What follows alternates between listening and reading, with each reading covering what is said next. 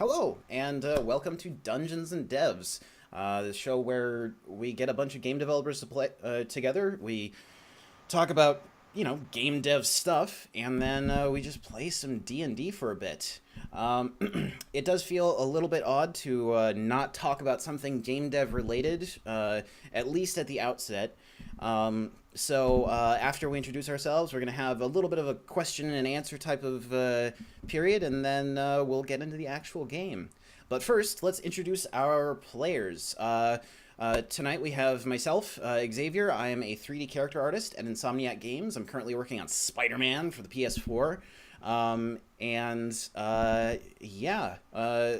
That's really all you need to know about me. Let's talk to our players though. So I think we'll start with Matt. So Matt, would you care to introduce yourself? Tell us a little bit about you, what you do, and how you got in the game industry.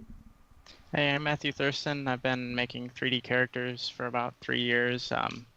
I just moved west from New York and San Francisco doing like master's program. I've just mostly done freelance and been working on my own personal characters lately. All right, sweet. I actually know a lot of people in the game industry who do tons and tons of freelance. So we're probably going to end up seeing a lot of freelancers on this show in the future as well. Jordan, what about you? Would you like to tell us a little bit about yourself? Sure, yeah, I'm Jordan Thomas. I worked on all three BioShocks and then quit AAA to start an indie studio called Question. And now I'm building indie games with those folks, and I consult for the South Park guys on their RPGs. Awesome. Well, thank you so much for being here. I actually work with Gavin Goulden, who was the one of the senior character artists on BioShock. Yeah, he's a good guy. He's actually my boss now. So yeah. Leah, what about you? Tell us a little about yourself. So I'm Leah Ashton. I'm pretty nervous because I don't do any big things. Like I have my own visual novel studio. So it's just me and this other girl we met on a forum and we just started making games. So I do writing and character like creation and I plan all the stories and all that. And she does all the art and also writing. And we don't do anything big. It's just fun and we're working on our fourth game now. So. That is awesome. It's great to have somebody who's like have one person from one end of the spectrum who's worked on huge AAA games and somebody else who's at a two-person studio. That's it's great to have that type of variety, especially with somebody who's working on kind of a fairly new genre, like well maybe not necessarily super new, but it's getting more popular visual novels. It's great newer to North America. It's yeah. Popular in Japan. Yeah, absolutely. Well, thank you for being here. And certainly last but not least, Douglas Copeland. Would you like to introduce yourself and tell us a little about what you do? Well, I'm Doug. Got my start after getting my BFA in game art and design. My first paid work was as a contract artist on Lawbreakers by Boss Key, which Cliffy B founded after he left Epic. That gave me a lot of good experience, and I've been contracting at Epic Games for going on the last 2 years as a QA analyst on the Unreal Engine since about version 4.10, and I still do freelance on the side. Sweet. Well, thank you all for being here. Thank you for telling us a little about yourselves. This is actually the same question that I asked the last group that I played with, and it actually led to some really good discussion, so I want to ask it again. And that is, what would you recommend to someone who is just getting into games on how they could get to essentially where you are, and how would you recommend either practicing or what would you recommend as far as making choices for a career path goes if they wanted to do the things that you do? So Matt, why don't we start with you? Is there anything that you would recommend? The biggest thing for me has definitely been find your mentors, find the people that you look up to and actually go out and connect with them, whether it be like stylized work or the particular studio you're aiming for. Because if you're just kind of doing it blindly, then you'll never really get there at least as fast. I know I've gotten a lot of feedback on different things like polycount. Discord now is a big thing. Just getting out there and connecting, really. Yeah, that's definitely a very good point. I know that from my personal experience, I found that connecting with a lot of these people that I look up to actually just means that I start just making new friends because they're a lot of them in the same boat that I'm in. They're just looking for more people to give feedback. So yeah, I absolutely agree with that advice. What about you, Jordan? Well, when I got into the industry, it was a different animal. Oh, So certainly.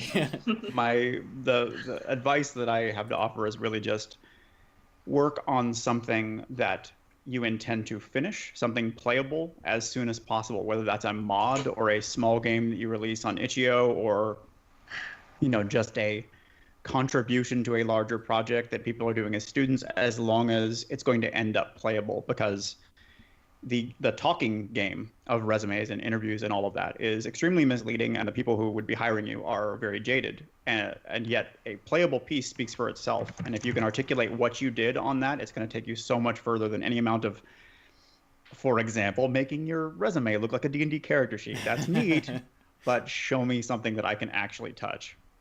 Yeah, that's absolutely very good advice, and that's actually one of the reasons why I've found that it's really helpful to, for example, for my 3D characters, I find it really helpful to look at them in 3D and look at other people's characters in 3D or environments or environment pieces. So whether it's from the art side or from the programming or gameplay side, I think I and a lot of my coworkers find that seeing things in that context where you're actually either playing it or seeing it how it would be in a game kind of gives you a much better idea of how the person's going to operate, right?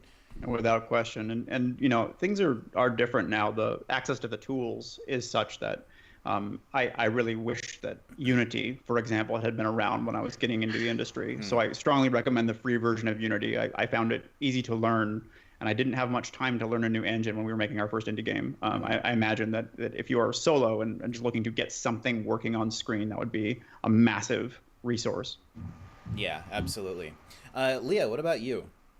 Well, I've only really been in the industry for just under 2 years, but I would say just go for it. Like, for me, writing, if you want to write. You get better at it as you go, and then you go out there, you look for people who are like-minded, who want to do similar things to you if you're looking to start up your own indie thing, because I don't know anything about actually AAA anything, but just go for it.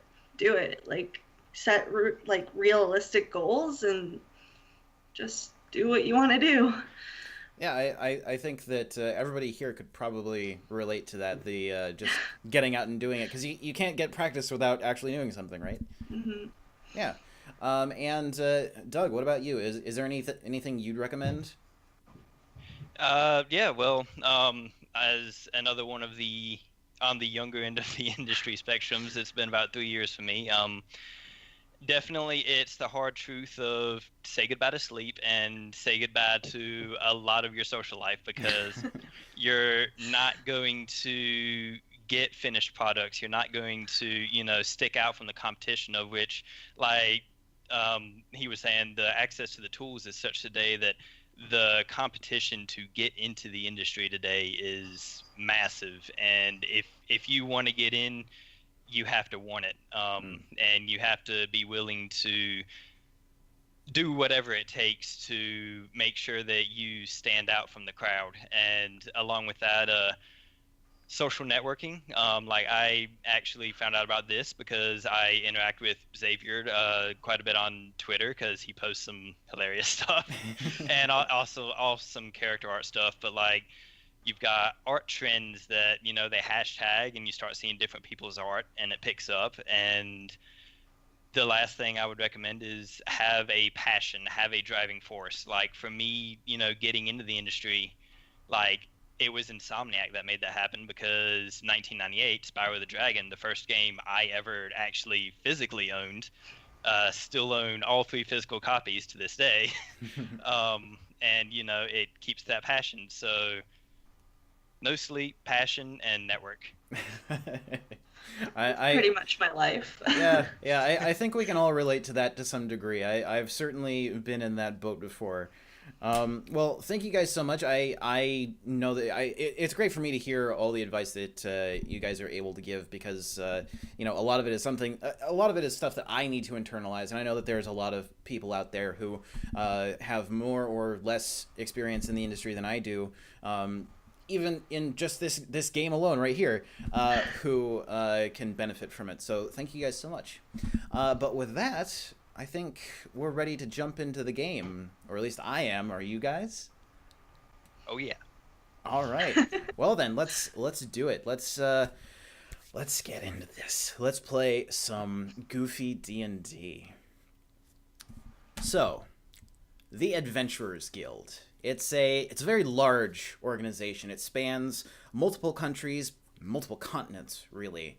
And you guys currently are fairly low-level members at the local guild house of the Adventurers Guild in the city of Villemire. Now, Villemire is not the capital city, but a very large city. It is a walled city that used to be a military stronghold on the coast, but it's sort of transitioned over the past 100 or so years into a sort of bustling metropolis. It has extensive cities that go extensive boroughs that go beyond the walls of the original fortress, and the fortress itself has been converted into a palace, more or less, for whenever the king visits. There are multiple families of nobles living in Villemire, and you would all be more or less aware of them, even if you never interacted with them on a daily basis or anything. And the guild itself is located in one of the sort of middle of the road, not quite the slums, not quite the upper crust, just the middle of the road areas, and a lot of the jobs that the Adventurers Guild takes, and the adventurers in the Adventurers Guild take part in, are from locals who might have found, rats in their basement, or they might need to, transport some goods from one place to another, and they don't know any big, strong people, so they just go and hire somebody from the Adventurers Guild. That's what a lot of the lower level people in the guild do. And then as you get higher in the ranks, you tend to pick up more dangerous but also much more lucrative jobs. And the guildmaster, I'm sorry, I've screwed up some of my notes just a little bit. I apologize for that. The guildmaster, Declan, he is a rather portly, short man who has scraggly stubble and kind of a perpetual squint in one eye. And one day, as you guys come into the common room of the guild house, where you usually stay, because they have bunks and nice lodgings, and as long as you pay a little bit from your weekly stipends, they let you bunk there. In the common room, you hear Declan talking to someone in his office, someone with a very kind of snooty accent, something very nasal, and after a few moments of what almost tense silence, you hear the door to Declan's office kind of creak open, and Declan himself steps out, looks over into the common room, and just sees 4 of the people who just happen to be there that day. Just sitting around, and you guys would probably have seen each other even if you wouldn't necessarily have worked together, but you would be aware of each other's presence. And he just he looks around, and he points at you guys, and he says, "You, come here, all 4 of you, come here," and dropping your bowls of kind of crappy soup and gruel for your morning meal, you get up, walk over to his office, and he says, I got some info on a job. Come into my office. And coming into his office, you guys see that sitting at the desk, sitting at the front of his desk, opposite Declan's chair, is a man in very fine garments, a deep, deep burgundy, and you can see that on his chest is a small pin that looks like a quill. It's a silver pin, looks like a quill, and standing right next to him is a very upright gentleman with slicked back hair, wearing a tunic that has a very large white quill design on a field of deep burgundy. This you guys would know, if not personally, then at least by reputation. This is Lord Vexler. And coming into his office, he looks all of you up and down, and he sort of pauses for a moment, looks at his little attendant and back at you, and says to Declan, "This is the best you can do for me today. Well, all right, come in. And as you guys sort of shuffle into the room, Declan sort of slumps down behind his desk, looks at you, burps a little bit, and then says, "Now, Lord Vexler here, he's got a job that, well, I'll let him nail down the specifics, because I just can't wrap my head around it. Lord Vexler, these are... Look, I'm sorry, I'm really hungover, and I can't remember any of your names. What's your name?" Bryn. Bryn, right, of course. Yeah, this is Bryn. You're Bryn, and that's... I remember that. And you, who are you again? What's your name? Sorry, look, people, I need you to... Oh, never mind. You know what? Look, we'll just get to it. Lord Vexler, please, just fill them in. And at that, Lord Vexler kind of like looks at Declan, and he looks back at you. He looks at Declan again, and back at you, and he's like, "Oh, fine. As you know, I've been having a bit of a spat with Lord Cleghborn over the past, a few years. Everyone's heard of it. It's the gossip of all the town. I mean, it's all these lords and their gossip and their drama. Well, it's taken a bit of a nasty turn, and I hesitate to even mention it, especially in mixed company. But I'm afraid that Lord Cleghborn has taken our little spat and pushed it beyond tasteful and into offensive. Now, you see, I didn't want to bring this to outsiders, especially since my security staff usually are rather good at what they do. And he sort of shoots a glance to his little retainer, who kind of like shrinks back into the corner. And he continues, and he says, "My uncle, Sylvian Vexler, he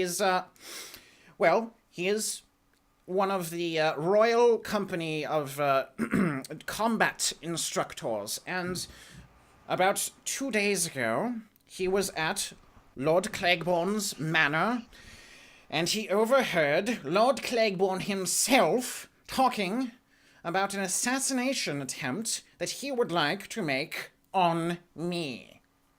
Now, of course, my uncle, Sylvian, he's a man of means, even if he's not too bright, and he sent me a message forthwith informing me of this situation.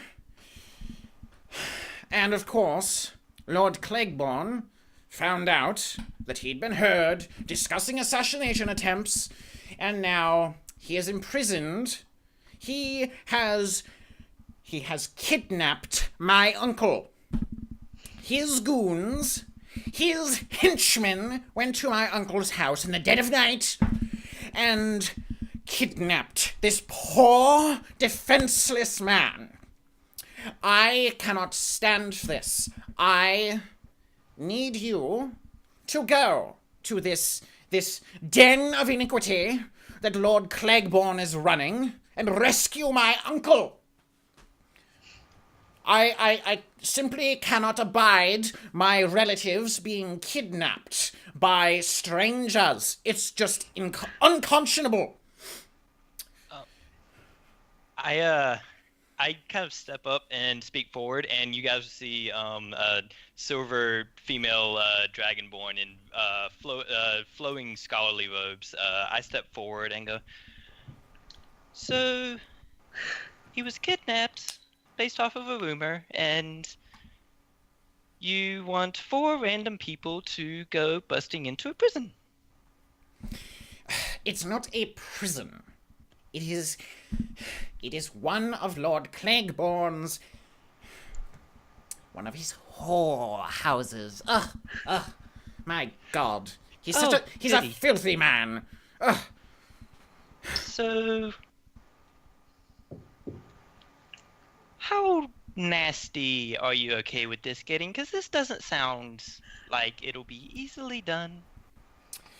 Listen, I don't want to escalate things any more than they already have been escalated by that bastard Lord Clegborn. So, as long as you can be discreet, everyone will be happy. I just need you to go and retrieve my uncle from this place.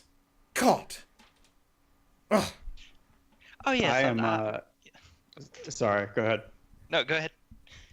Oh, I am fully facing the wrong way throughout this entire speech. Like I'm sort of a slender-looking human who's looks like he might have had sort of like field hands, kind of tunic, belted very simply, but it looks very clearly charred by lightning. My hair looks like lightning went straight through my head, leaving hair, the sort of blast out the side and down, like it just sort of stayed there. And I'm looking at a painting that's in the room, and I'm saying very pleasantly, like, how do you talk without moving your mouth? This is amazing. So as you turn and Lord Vexler sort of looks at you, you can see that he's like glancing from your face to your hair and back again repeatedly, and he kind of grimaces and he's like, he turns to Declan and he's like, what sort of people do you actually employ here? And Declan just kind of shrugs and he's like, I promise, they're capable. They've shown that they're capable. They're plenty capable. Yeah, they can do it. Yeah, it's no problem. So, I'm small for an elf, long hair, kind of young, 19, 20-ish, and I just kind of cross my arms, and I look, and I'm like, what are you willing to give us for this? How much are you giving us? At this, Lord Vexler actually just, like, he lets out this heavy sigh, and Declan pipes up, and he's like, Lord Vexler has promised 6,000 gold pieces for the entire job. Split 3 ways amongst you. That's 1,000 gold each. That's that. You might want to check your math again. I think that's right. I'm pretty sure that's correct. I quietly raise my hand and stand up, look at Vexler. It's like, I think you're forgetting about someone. My character is half elvish. You can kind of see it in the Roll20. I did a little adaptation of my avatar. So elvish, he's got sandy hair and eye patch, so can't quite see too well on one side. So we're gonna need to split it 4 ways. No, are you we'll work it out later. This is what I have an accountant for.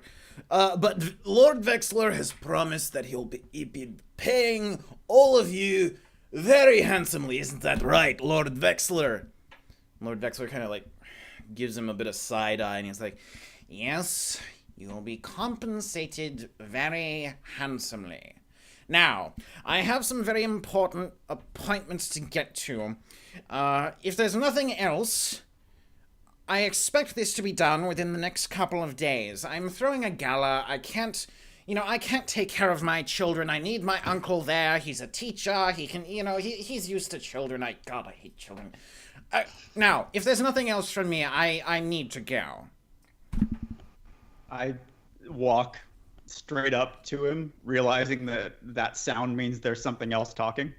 And I say, I don't know what gold pieces are. They sound amazing, but I'm looking for my purpose. Can you give me my purpose?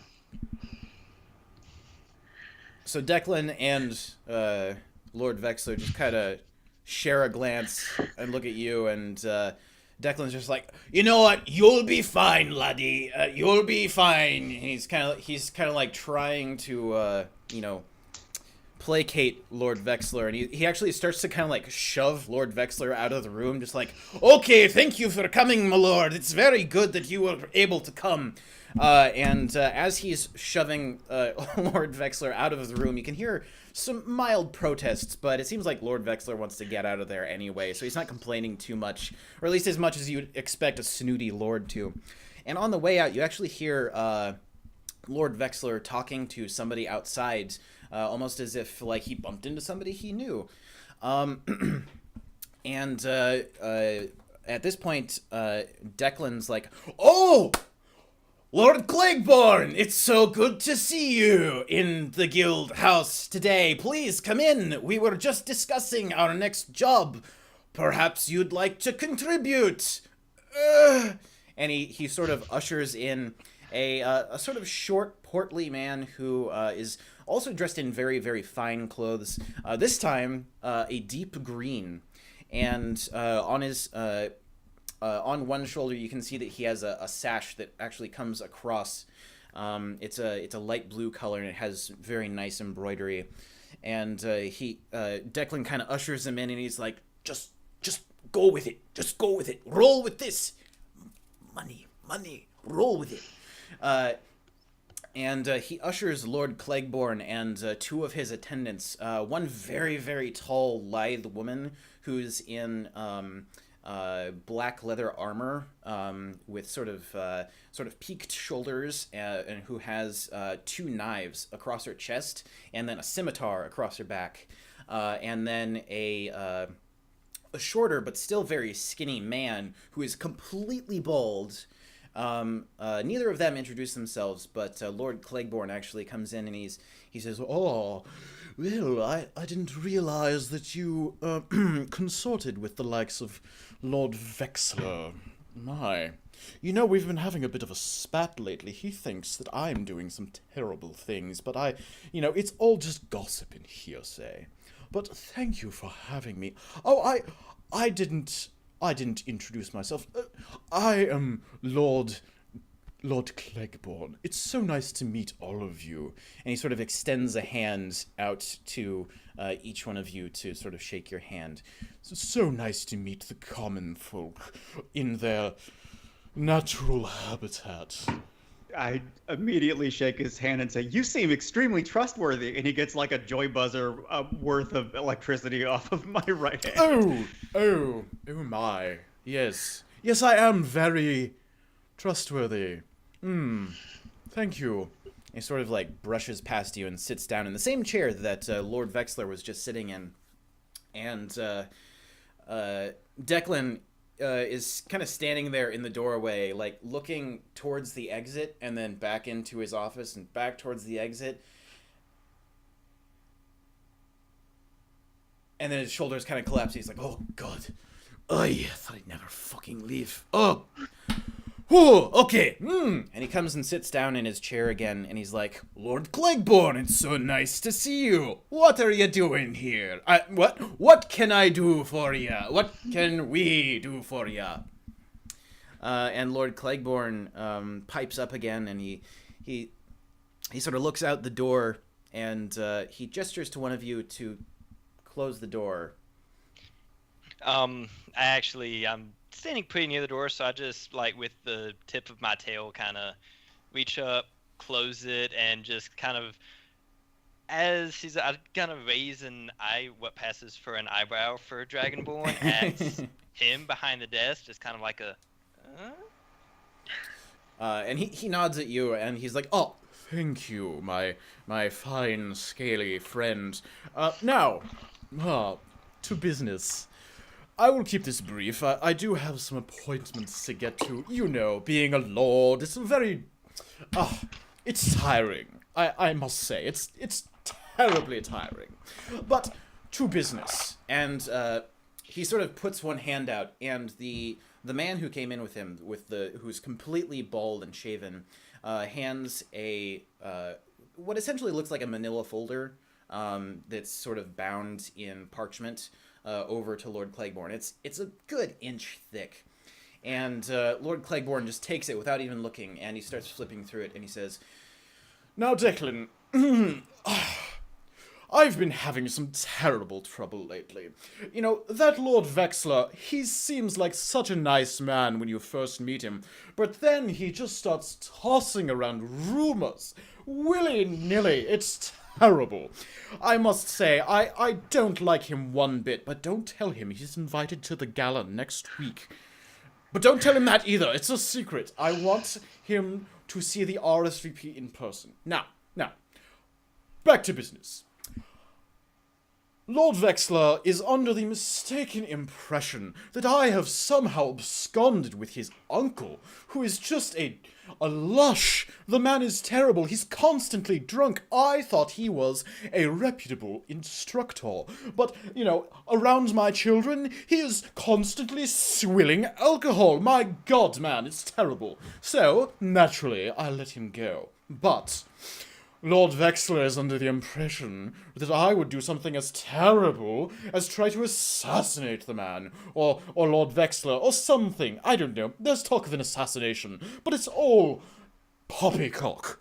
Now, of course we can't go through one of these little spats without a little tit-for-tat. So, when he accuses me of assassination attempts, naturally I'm going to blackmail him. So, and he plops the folder on the desk, and says, naturally, I'm going to expose all of the mistresses he has. Here are times and dates, locations, names, addresses. I want you, Declan, or your wonderful companions here, your glorious employees, to go and do something a little naughty. And there will be handsome, very, very nice compensation. I want you to go to Lord Vexler's house and plant this folder in his wife's study. And then get out. Don't alert anyone, okay? And you know what? Here's a little tip for you. And he pulls out a little bag of coins, and he just plops it on the table, and he's like, all right, off we go. And he just gets up without even saying goodbye and just, like, strides out the door. Does he have hair? Yes, he has some kind of graying hair that's slicked back, and at the back it has a very tight ponytail that goes just down a little bit on his back. If it were out of a ponytail, it'd be just beyond shoulder length, and he has just a little goatee that's not turned gray yet, and he has a goatee. Nice. Yeah, and weirdly bushy eyebrows for somebody who looks otherwise fairly well kept. So I kind of took offense to the commoner comment. So as he goes to leave, first I'd like to see if he was lying about the kidnapping. Sure. Do an insight check. That's going to be, I believe, 14. I mean, as far as you 14. could tell, He seemed to be kind of on the up and up, but he was. I mean, you saw him. He seemed to be kind of a dick anyway. So you're not really sure if he's lying or not. Okay. As he leaves, just as a little bit of payback for the commoner's comment, using prestidigitation, I turned his goatee and eyebrows a bright, fluffy pink. All right. Do a sleight of hand check. Okay. Oh, that's not good. It's gonna begins. be a 4.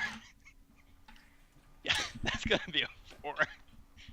So as he is getting up to walk out the door, and he almost like kicks it open, he sort of sees you, mouthing some words and stuff, and he kind of like looks at you as he's walking by, and doesn't actually take any action, but after a few moments you can actually hear the door to the common room open and close.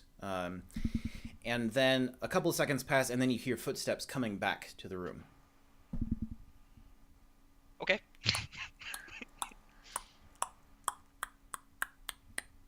And in the doorway appears the very, very tall woman with the knives across her chest.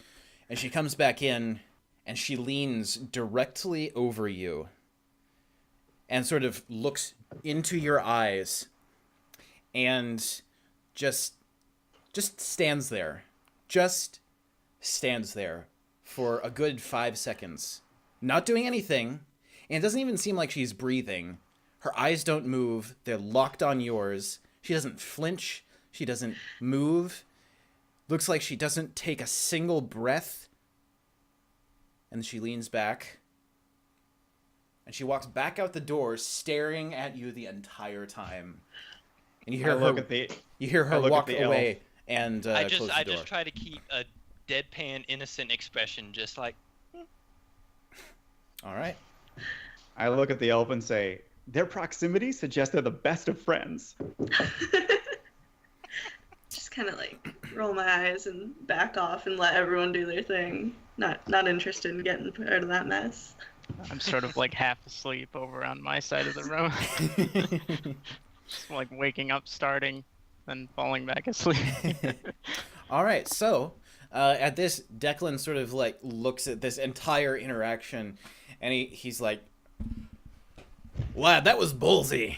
Really stupid, but ballsy, and I appreciate it. Don't do it again in my office, but please, if you're gonna do it outside, and let me watch. Now, you heard the men. I don't care what you do from this point. We're getting paid. All the contracts that we have are all set in stone, and we honestly do have some pretty good lawyers. So, whatever you do, just go do it. And don't tell me about it, because I want plausible deniability. Take this folder off my desk and go." So I walk over to the desk and I scoop up the folder, but I'm also like, Oh. Did Skype do something weird with anyone else, or is it just me? Looks like your You video lost cut out. video. Oh, there you my go. You're Skype back. like You're back. closed. Okay, so I scoop up the folder and I'm kind of eyeing the bag of coins, like I want it. And then I look at Declan, and then I look at the coins, and I'm considering whether or not I'd be able to scoop them up. Okay. But then I realize I'm a pretty charismatic person. So I turn to him and I explain why I need some insurance beforehand. Because obviously, whatever one we choose is going to be dangerous. More so than the usual quests that I take. And I want those coins. So. All right. Well, do a persuasion check. So it's going to be a d20 plus whatever it says in the persuasion on your character sheet. Okay. So I believe if I that's can going to be find it. Yeah, okay. So I just rolled it. So did it come up as a 12, right? Yeah, so And I have a So if that's a +6 to your I persuasion. have plus right? 6 persuasion, Yes. so 18. Yeah. So Declan kind of looks at you for a second, and he leans over, just looking you in the eye. He goes and he plucks the bag of coins off the table. He opens it, kind of raises an eyebrow, and he looks at you again. He reaches in and he pulls out 2 golden coins, and he's like, "This is as much as you're gonna get. You know that we pay well, so here. But I appreciate your moxie." So I just like pocket the coins. I'm happy with that. All right, cool. So, what do you guys want to do? Well, I look around, kind of raise an eyebrow, and go, perhaps we should talk outside. I have some ideas, but I would like to see what y'all think. I say outside is the best. That's where I came from.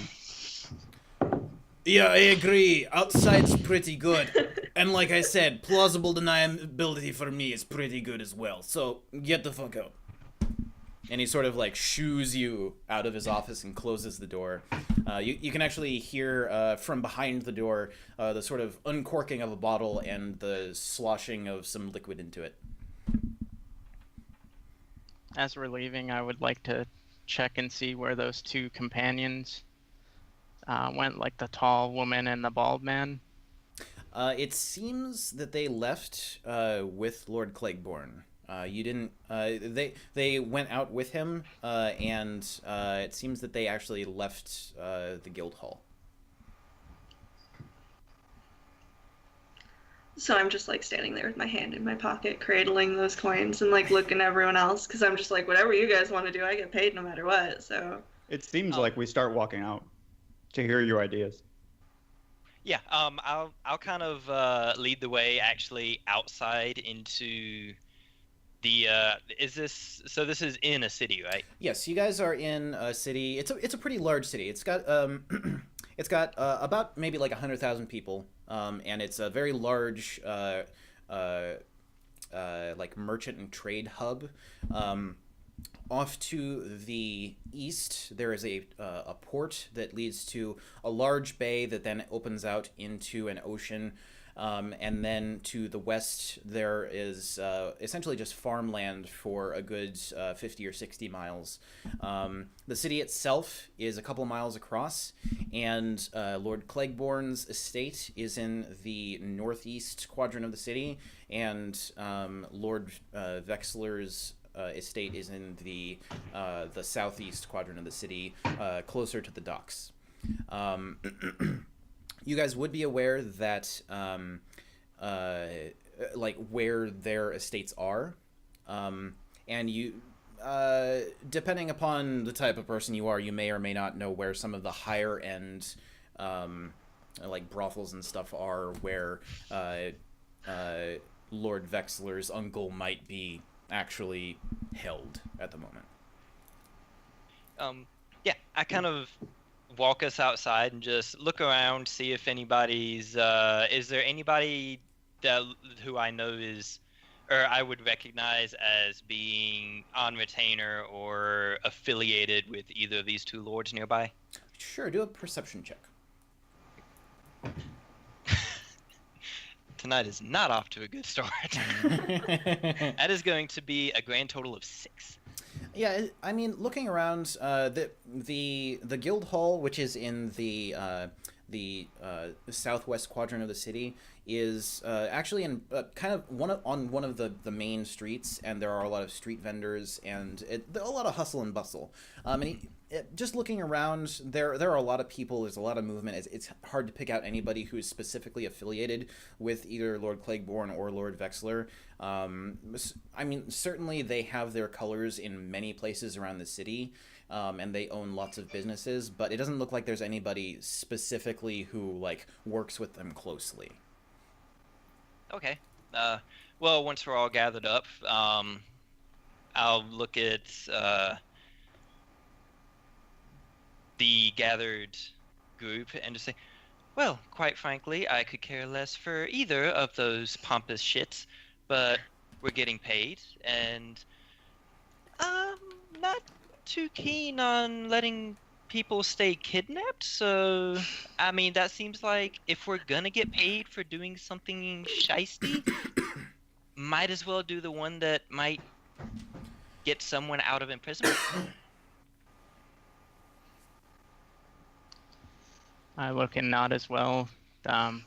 My characters are the type where live and let live, but having somebody captured just doesn't sit well. And I just don't care as long as I get some sort of compensation. So whatever you want to do. I don't actually speak up voting one way or the other because they have zero context for me. But you can tell that I'm definitely going to follow you wherever you go because I'm standing kind of behind all of you, looking down into a puddle, going like, "It's all meat. That's so stupid." I kind of lean into the other two. What are the other two of your names? Your characters' names? Bryn. Bryn and Zanril. Yeah. Okay, I just lean into Bryn and Zan and I go, "Do you two know this one? Is he always like this?" I'm new to the guild. Kind of just got here. Have no idea who anybody is. He seems like he might be a good fighter, but other than that, not much of a conversationalist. Well, let's keep an eye on him. Do say, well, since he is supposedly being kept in a brothel, I think that would be rather easy to find out. From multiple angles, possibly if I assume there are probably several in the city, so someone could go, and I do air quotes, window shopping and ask some questions, and while I'm definitely not going to put myself on the market, perhaps I could infiltrate one of the others. I'm more of the type to just go walk in and be like, "Hey, is this place owned by this person?" So I wouldn't mind going to question some of the people working at some of the brothels. Okay. And we well, should probably find the nearest one and start figuring that out. Okay, well, that definitely would solve the problem. That is a good idea. If we do find the one that he owns, would be easier. However, someone's likely going to be able to need to get in and move around. So, if that occurs, I volunteer. All right, so what are you guys doing? I sort Sounds of like look at them yeah. and go, if somebody's willing to, float the bill, then I'd be happy to sleep and check out some of these for you. My guy still just wants to get back to sleep. I'm not paying for anything. Yes. While I am not exactly comfortable, but willing to infiltrate, I'm not going to foot the bill for your fun nights. So we all get paid well enough. You should be able to afford that. Okay, no guarantees I'm not going to fall asleep then. We should just say that we know the owner.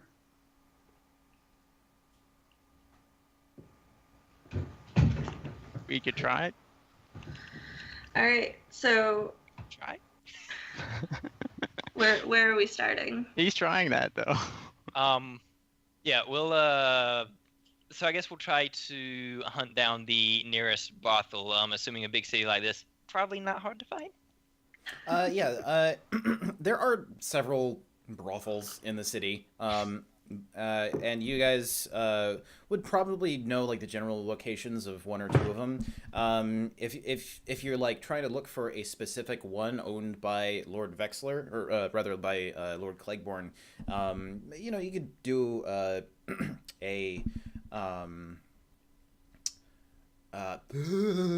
my brain is not working right now. I'm sorry. You could probably do like a history check, just to, see if you can remember, where one might be, whether you've actually been there or just like walked past or whatever. Okay, that'll be 18 for me.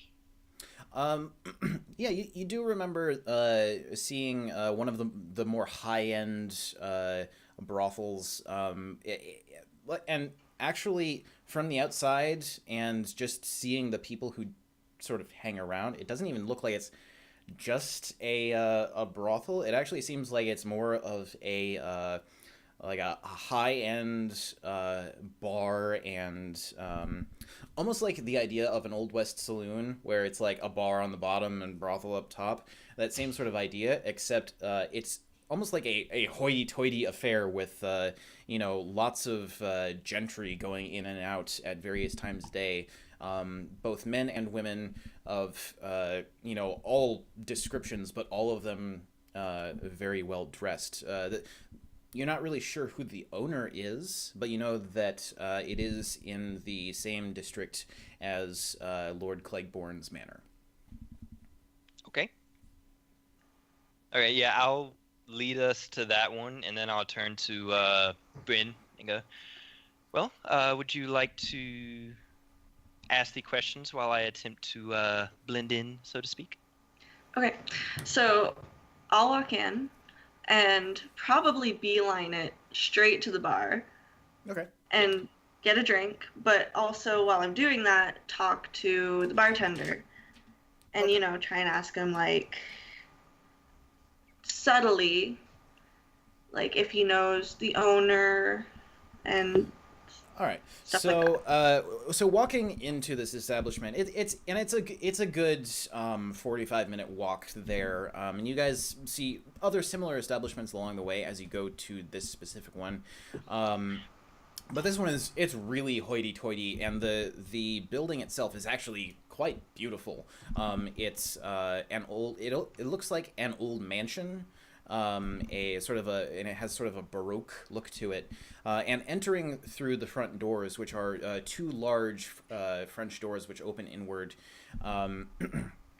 you're immediately greeted by the sight of a very plush sitting area that looks almost like the lobby of a very high-end hotel, with very plush couches, and there are frescoes on the ceiling, and there are lots and lots of different very well-dressed people around. At the back on the right is what looks like the main bar, along with a few couches and chairs arranged in sort of loose circles, and there's a very sort of chill vibe. And you guys, in your sort of adventuring garb, with various types of armor and weaponry, and heavy boots and cloaks, do not fit in. I mean, the people around you are in silk and velvet and high pantaloons, and you actually see one guy who has a bright red cape, and his hair is like slicked into this weird, almost like pompadour hairstyle. These people are very clearly rich, and as you guys walk in, it's clear that all eyes are on you, because you are not the general type who comes here. Yes. Yeah, I was gonna say, as they went in, I would have peeled off and tried to head around back. So around the back side of the building? Yes. Okay, cool. And I'm assuming as 5th level adventurers we have probably a decent amount of gold on hand. Yeah, and generally with the Adventurers Guild, you don't often have a lot of money on hand. A lot of it is kept in the guild account, and a lot of the equipment that you use is actually just essentially rented or checked out from the guild, and then check back in. And in a lot of cases, they'll actually give you credits to go and buy equipment, and then it'll be owned by the guild, but you can use it. So you generally don't have to worry about money, and they do give you a weekly stipend though. So you'd probably have on your person maybe 10 or 15 golds in general, just for like day-to-day activities and buying food and repairing equipment and that type of thing. Okay. So, Leah, as you walk up to the bar, you can see that the guy behind the bar is in a very fine silk. It's kind of a pinkish vest with sort of poofy linen sleeves, and kind of leaning over a little bit, you can see that he has like these kind of cream colored tights on and very high boots, and he's actually wearing a powdered wig. His face is completely shaven, and he has his eyebrows are actually just penciled on, and he has little spots of like rouge on his cheeks, and you can see that he even has a little bit of lipstick on. He looks like he's very made up. He's like a dandy, and he's trying to sort of project the air that this is a very fine establishment, that sort of idea. And the back of the bar has a huge single-piece mirror going along the back with scroll work along the outside, and there are fine mahogany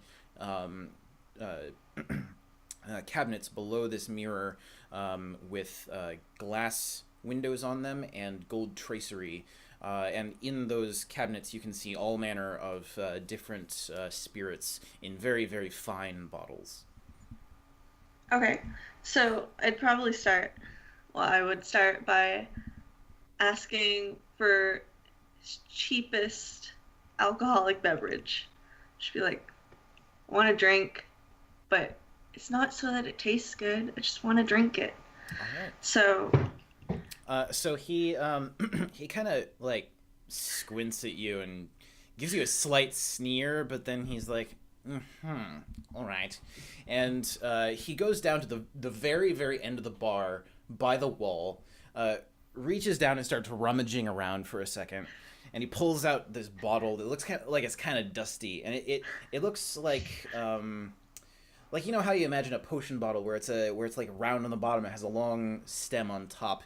You can see that it's there's some liquid sloshing around in there. It looks kind of brown, and he kind of like, and he uncorks it, gets a small bottle or a small glass out, pours it into the glass, and puts the bottle back under the bar and walks back to you, places it in front of you on a very nice little napkin, and says, "That will be 5 gold." So I raise an eyebrow, give him a look, and I'm like, seriously? You just pulled that out of nowhere. But whatever. So I give him 5 gold because I just got 2. So it's only really 3 out of my pocket. And I take a sip. It's obviously awful, but oh yeah, it tastes. I don't care about the taste. It tastes really bad. It tastes like if you made a mix of like melted licorice and ground up aspirin, and sort of heated it up. That's sort of what it's like going down. It tastes completely disgusting, and you kind of involuntarily like heave just a little bit as it's going down, but then you sort of are able to steady yourself. So the only reason I really paid for it is because I'm trying to kind of get on his good side a little bit. Because I'm about to ask him some questions, and I kind of, hint at asking if he knows the owner, like if they've talked, asking like just for small details that he could give me that might give it away, whether it is or is not this lord. Yeah, and he sort of listens intently, and as you continue talking, like you can almost see that he opens up a little bit, and he's like, "Oh, I see where this is going." And he thinks for a second, and then he's like, "Well, I don't personally know the owner, but I mean, everyone knows of the owner. The owner of this fine establishment is Lord Clegborn. And, I mean, this is fairly common knowledge, but I've never personally met the man. I've only worked here for about 3 years, and in that time I've never seen the man in this establishment once. But, oh, he does pay very, very well. Oh my, yes he does. I suppose, if you were looking for more information of any sort, I could be persuaded to reveal a little more. So, rather than just sliding him the money that he wants, that he so obviously wants, I start rather trying to charm him by complimenting his obviously made up face, because I can tell he wants attention on him and he wants to look good. So I try and compliment him.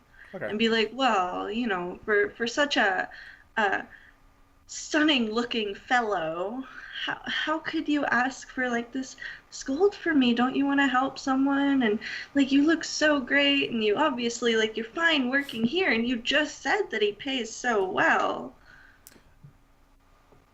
Do a performance check.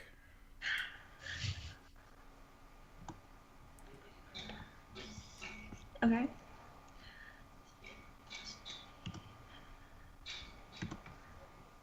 Oh no. Okay, I got 15. So he's sort of, he's like, he kind of like, You know, I'm not sure you're in the right place to be asking questions. And I think with your friends in the back there, I might be attracting a little bit too much attention at the moment. You know, I don't think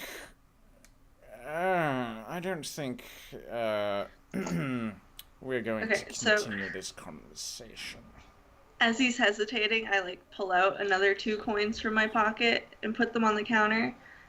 Because in my mind, it's still like, I'm evening it out. I'm like, okay, this is only the cost of the drink.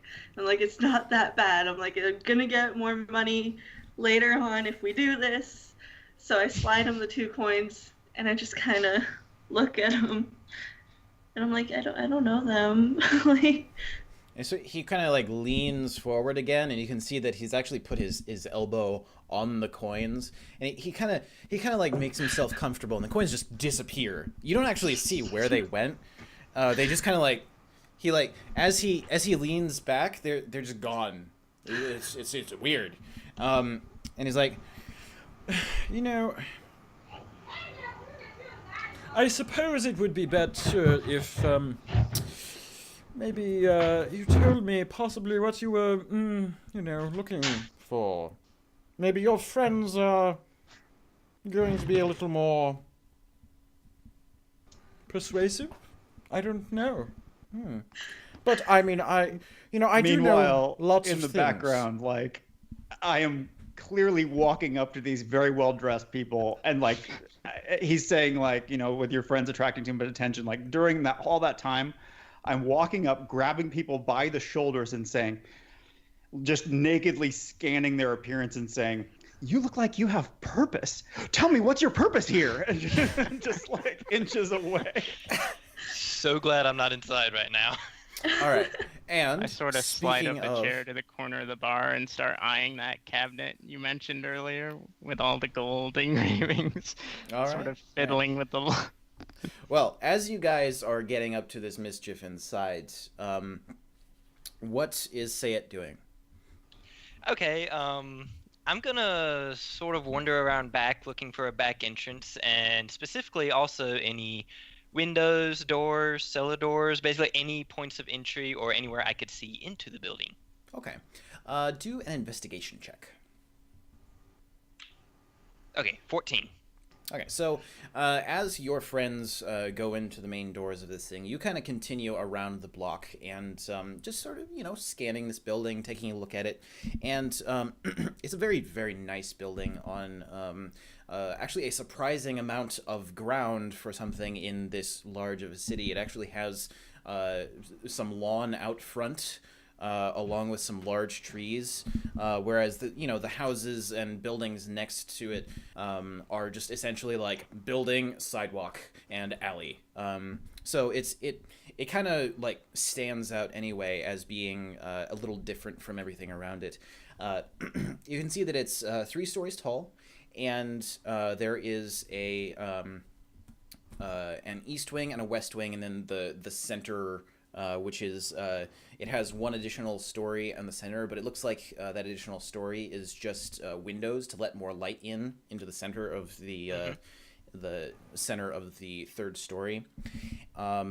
Working our way around back, you can see that it does have a few doors in various locations, though they look like most of them are locked and barred, except for one door at the back, which is slightly ajar, and there are sounds that kind of sounds like there's like a kitchen in there. You can hear pots and pans and the clinking of glasses and people cooking and sort of shouting and stuff.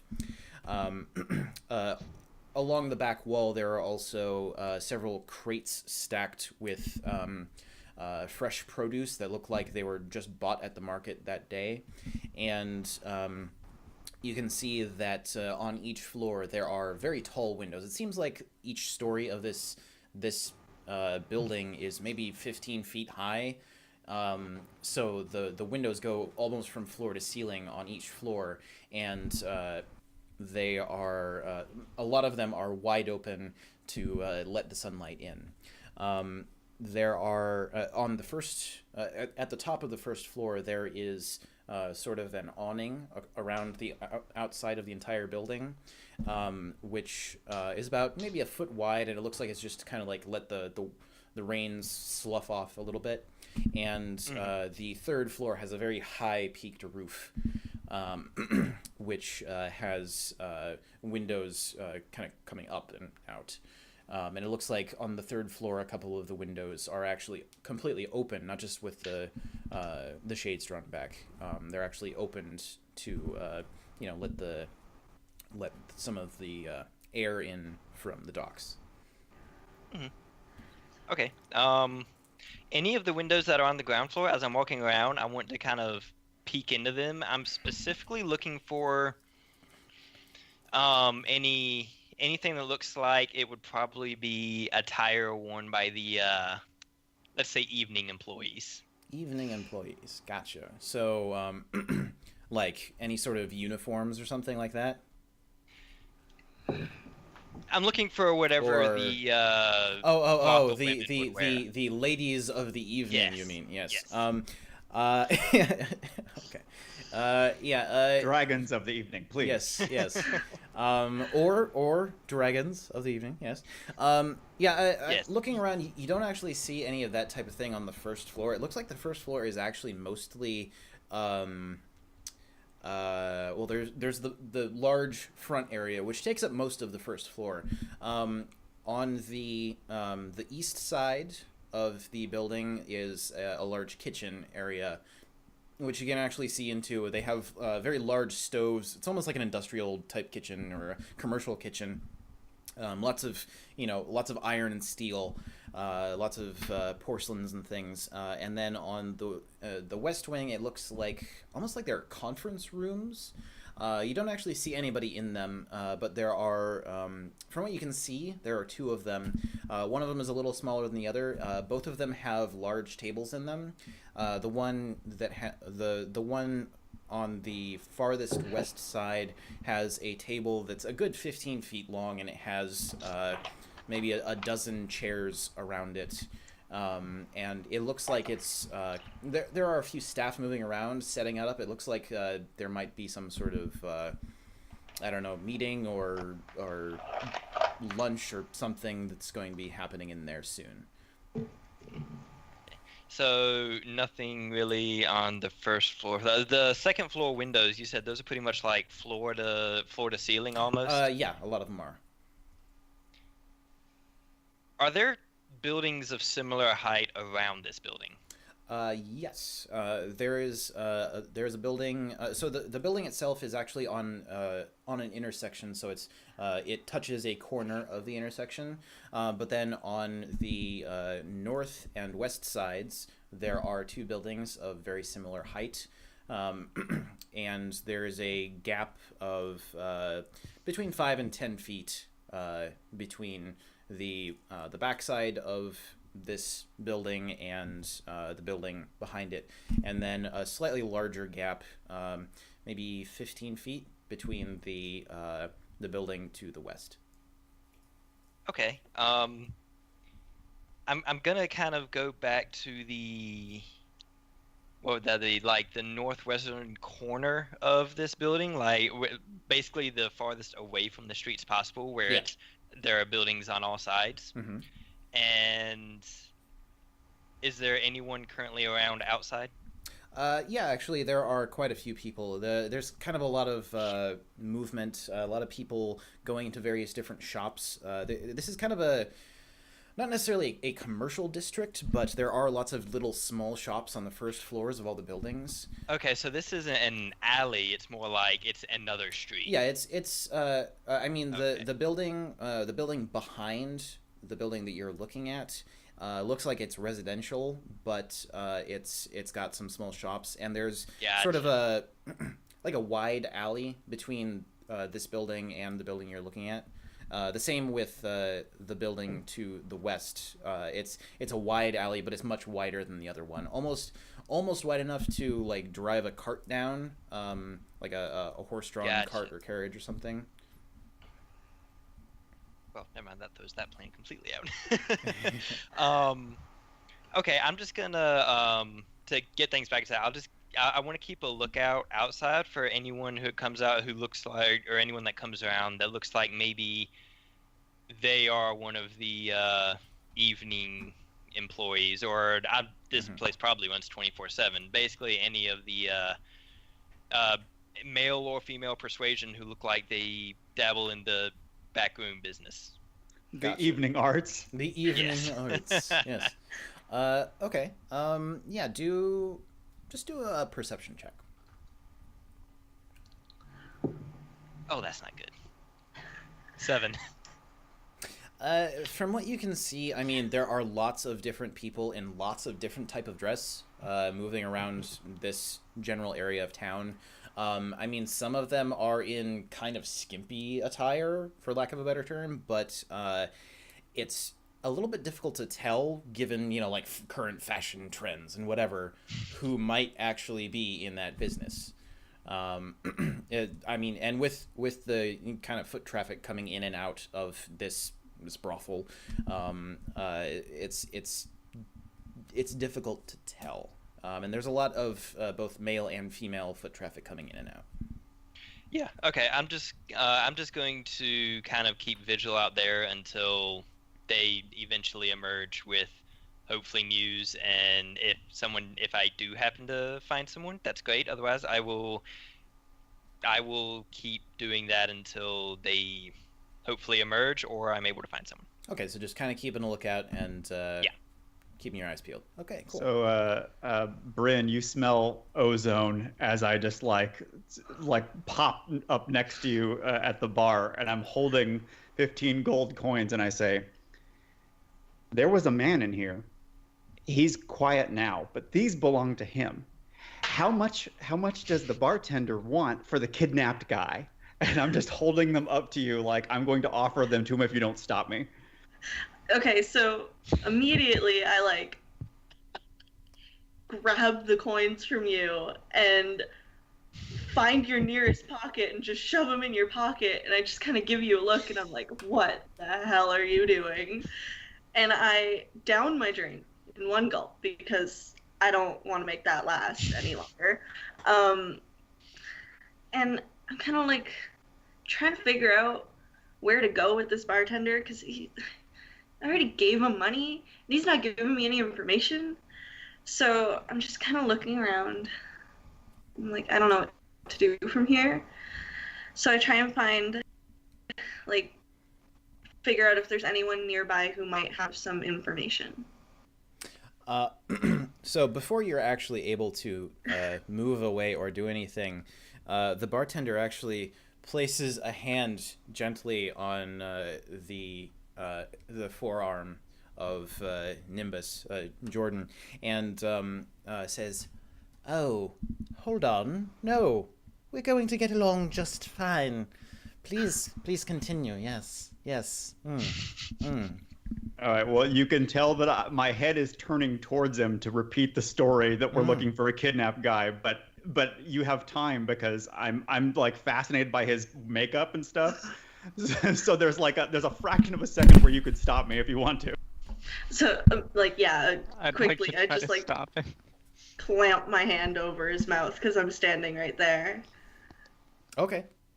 And the bartender kind of like glances between you guys, and he's very clearly eyeing your pocket where the gold coins have been stuffed, and he's like, "Oh, I suddenly seem to remember a lot more about what was it you were talking about? Something about a kidnapping. Oh, that sounds dreadful." I'm like,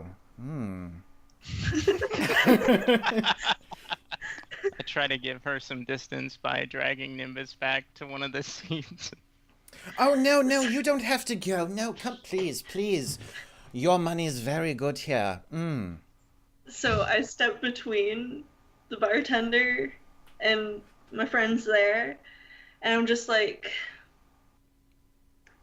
"We will give you more coin if you prove helpful first." And I try and charm him to make him believe me, to make sure. Do a Try and get him to persuasion make check. sure I'm telling the truth. Can I assist with this one? Because like being held back by the half elf, I'm like. Yeah, we'll say, you know what? Do a persuasion check and do it with advantage. So Okay. roll twice and take the higher of the two. So the first roll I got a 12, and it's Oh, I can't see another roll.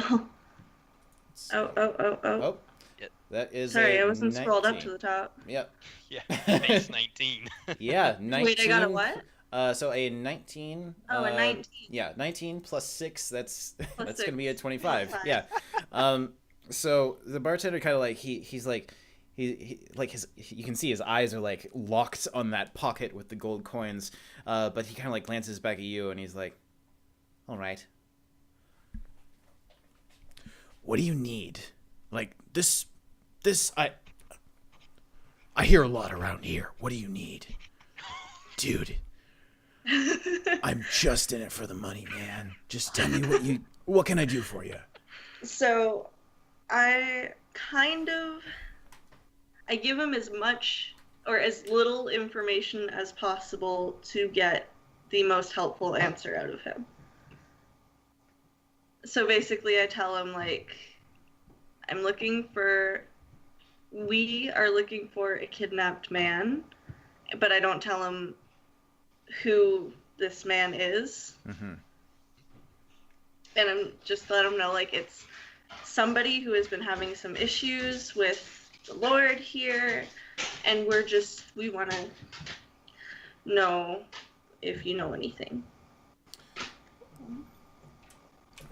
Sorry, my dog came up and distracted me. Oh, no, it's okay. I love dogs. So the bartender, like his entire demeanor has sort of changed now, and you can tell that he was literally just doing a performance. Like his entire air is complete bullshit. And when you hear him talking, you can tell that he's from kind of a crap part of town, and he just puts on the clothing and the makeup and stuff to appeal to all the people around. He kind of like leans forward and gets a little bit more comfortable, and he's like, "Okay, so I don't know a lot, but what I do know is there's some weird shit that's been going down, not just here, but in all of Lord Cleggborn's establishments. Now, I don't know exactly what it is. I don't know what the whole story is, but I'm pretty sure that it's related to the blood feud between Lord Cleggborn and Lord Vexler. Now, all these fucking nonces and pansies out here, in the bar, in the sitting area, and upstairs. They treat it like it's nothing. They treat it like it's just fun. But I know, I have some friends who were working in less reputable areas of town. They got hired by Lord Vexler or one of his go-betweens or something. They saw that quill pin that all of Lord Vexler's guys wear. They saw it on them. Lord Vexler's been hiring people to fuck around with Lord Cleggborn. The same friends, the next week, did essentially the same stuff for Lord Cleggborn against Lord Vexler. I mean, beating people up, extortion, they did kidnap a dude. I don't know if it's the guy you're looking for, but this was a couple weeks ago that they last kidnapped the guy. Lord Vexler, apparently, you didn't hear this from me, but apparently Lord Vexler had somebody come in with a pair of pliers and a branding iron and did some real nasty stuff. Last week, I heard that Lord Cleggborn's people did the same thing. That creepy little guy with the shaved head, Lorenzo, I think his name is, he was doing some similar stuff. I don't know exactly what's going on, but I guarantee if you go digging, there's going to be some weird shit you find, either in the ledgers here or at Lord Cleggborn's manor. But just, look, don't involve me in it. Now, I've told you what I know. I don't want anything to do with it aside from, a little bit of that. So I kind of just, run my hands through my hair, and I'm like, oh God, what have we gotten ourselves into? And I pull 3 coins out of my pocket, throw them on the counter, because I already gave him 2. In my mind, he just got 5 coins out of me. And I turn around and just walk away. I don't even wait for his reaction. I just walk away, walk up to my friend here who has those 15 coins that he was flaunting, just pluck 3 out of his pocket and put it back in mine. And you have to go right past my hand waiting for a high five. I'm just like, oh. All right. So, Doug, what are you doing? You still just keeping an eye out outside?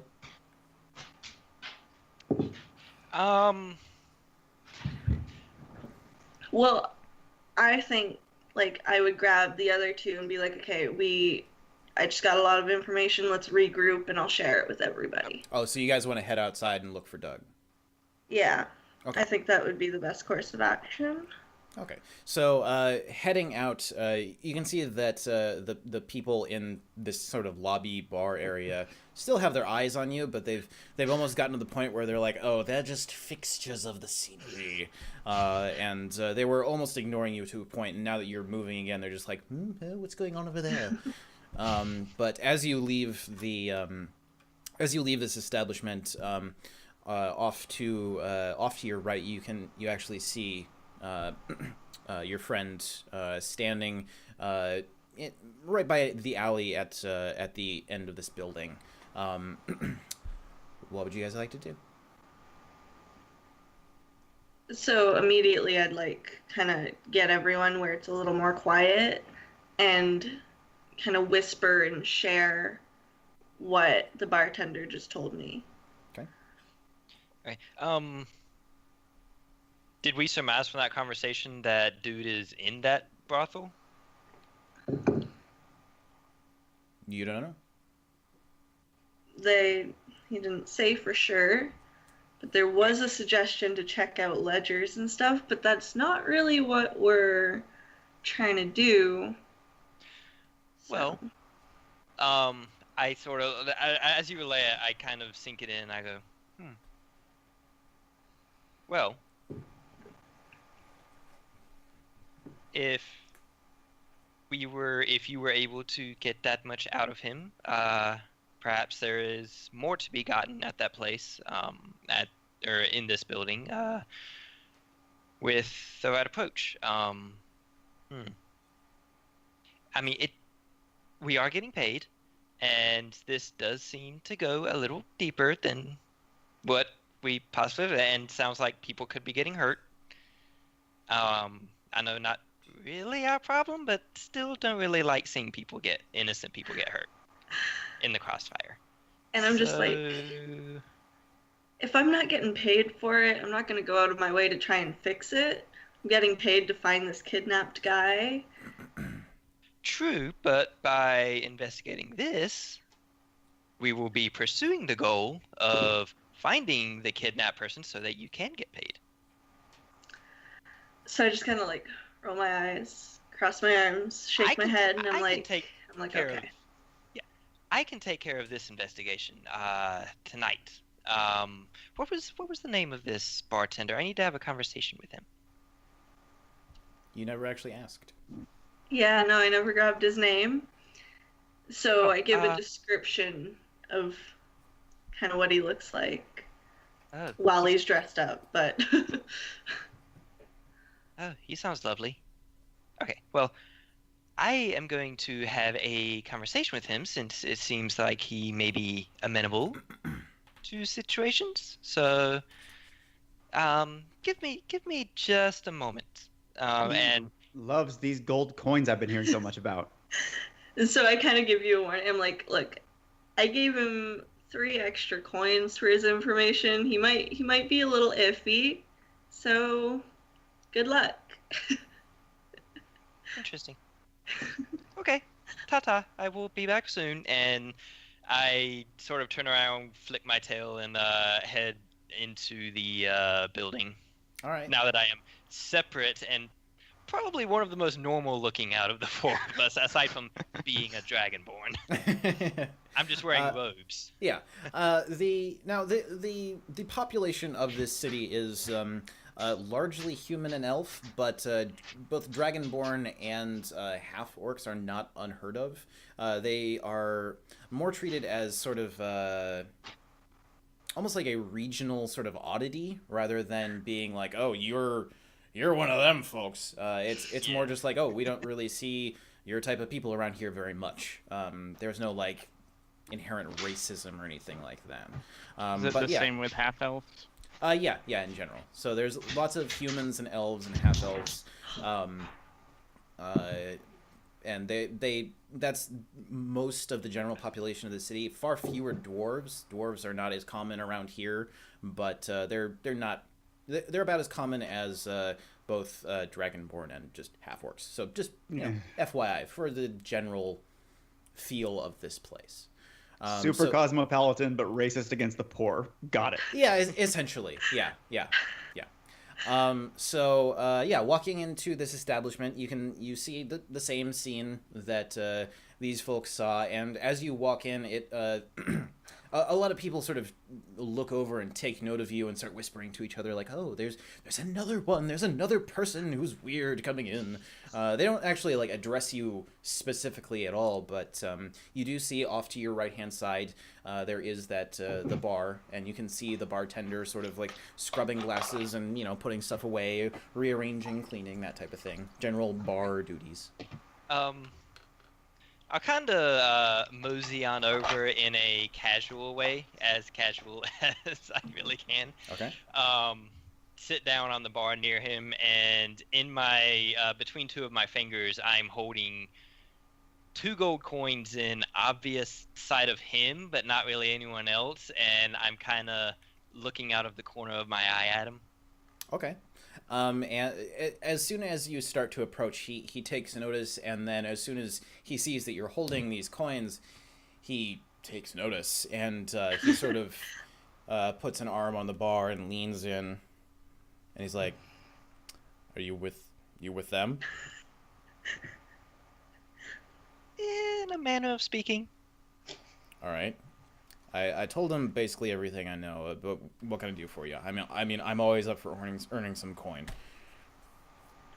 Well, if you you might be able to earn quite a bit if you were to allow me to say, how do I put this?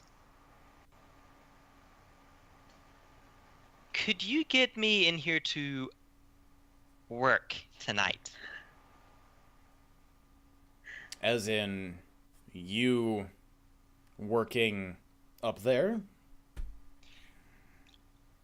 For appearance's sake. Uh, I just need to blend in. I pull out 2 more coins and I go ahead and slip the 4 over to him. Say,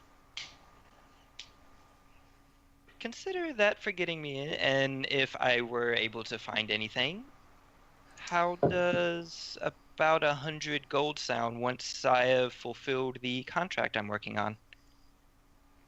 And he sort of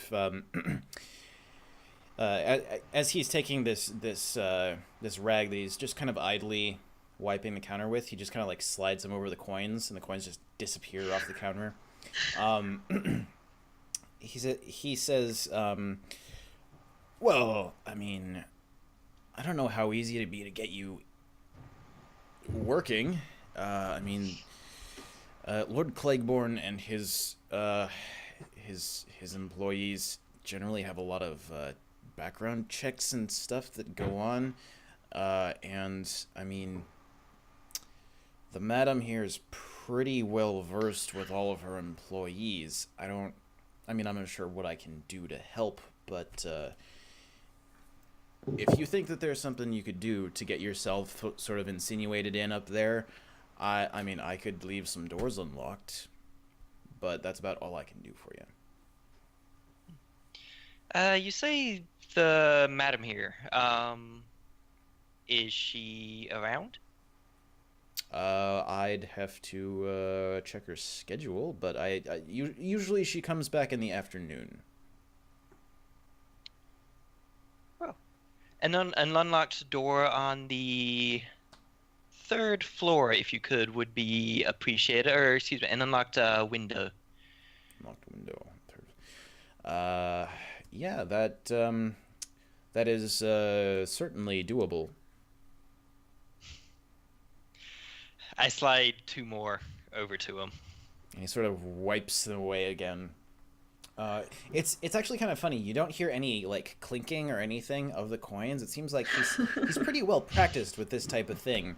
It's actually genuinely impressive for somebody who's apparently just a bartender to be that good at sort of sleight of hand. Yeah, he's got savant level sleight of hand, but only in one very narrow field. But plot twist: this guy's the mastermind behind everything. He's so one of my kin.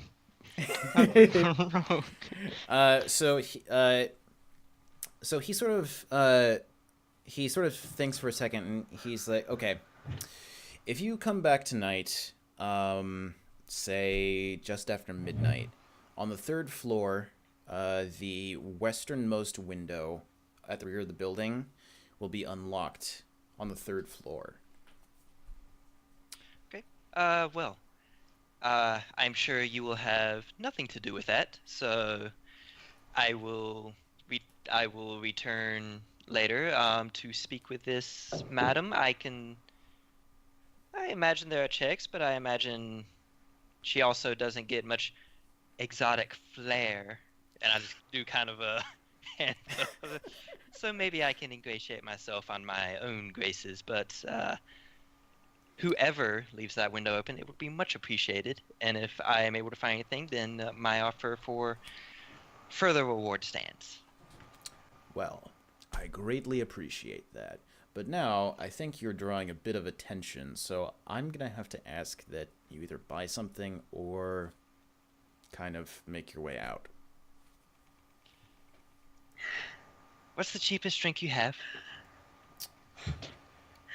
Well, and he sort of like, he gives you this look like, these people, my God, these people. One moment.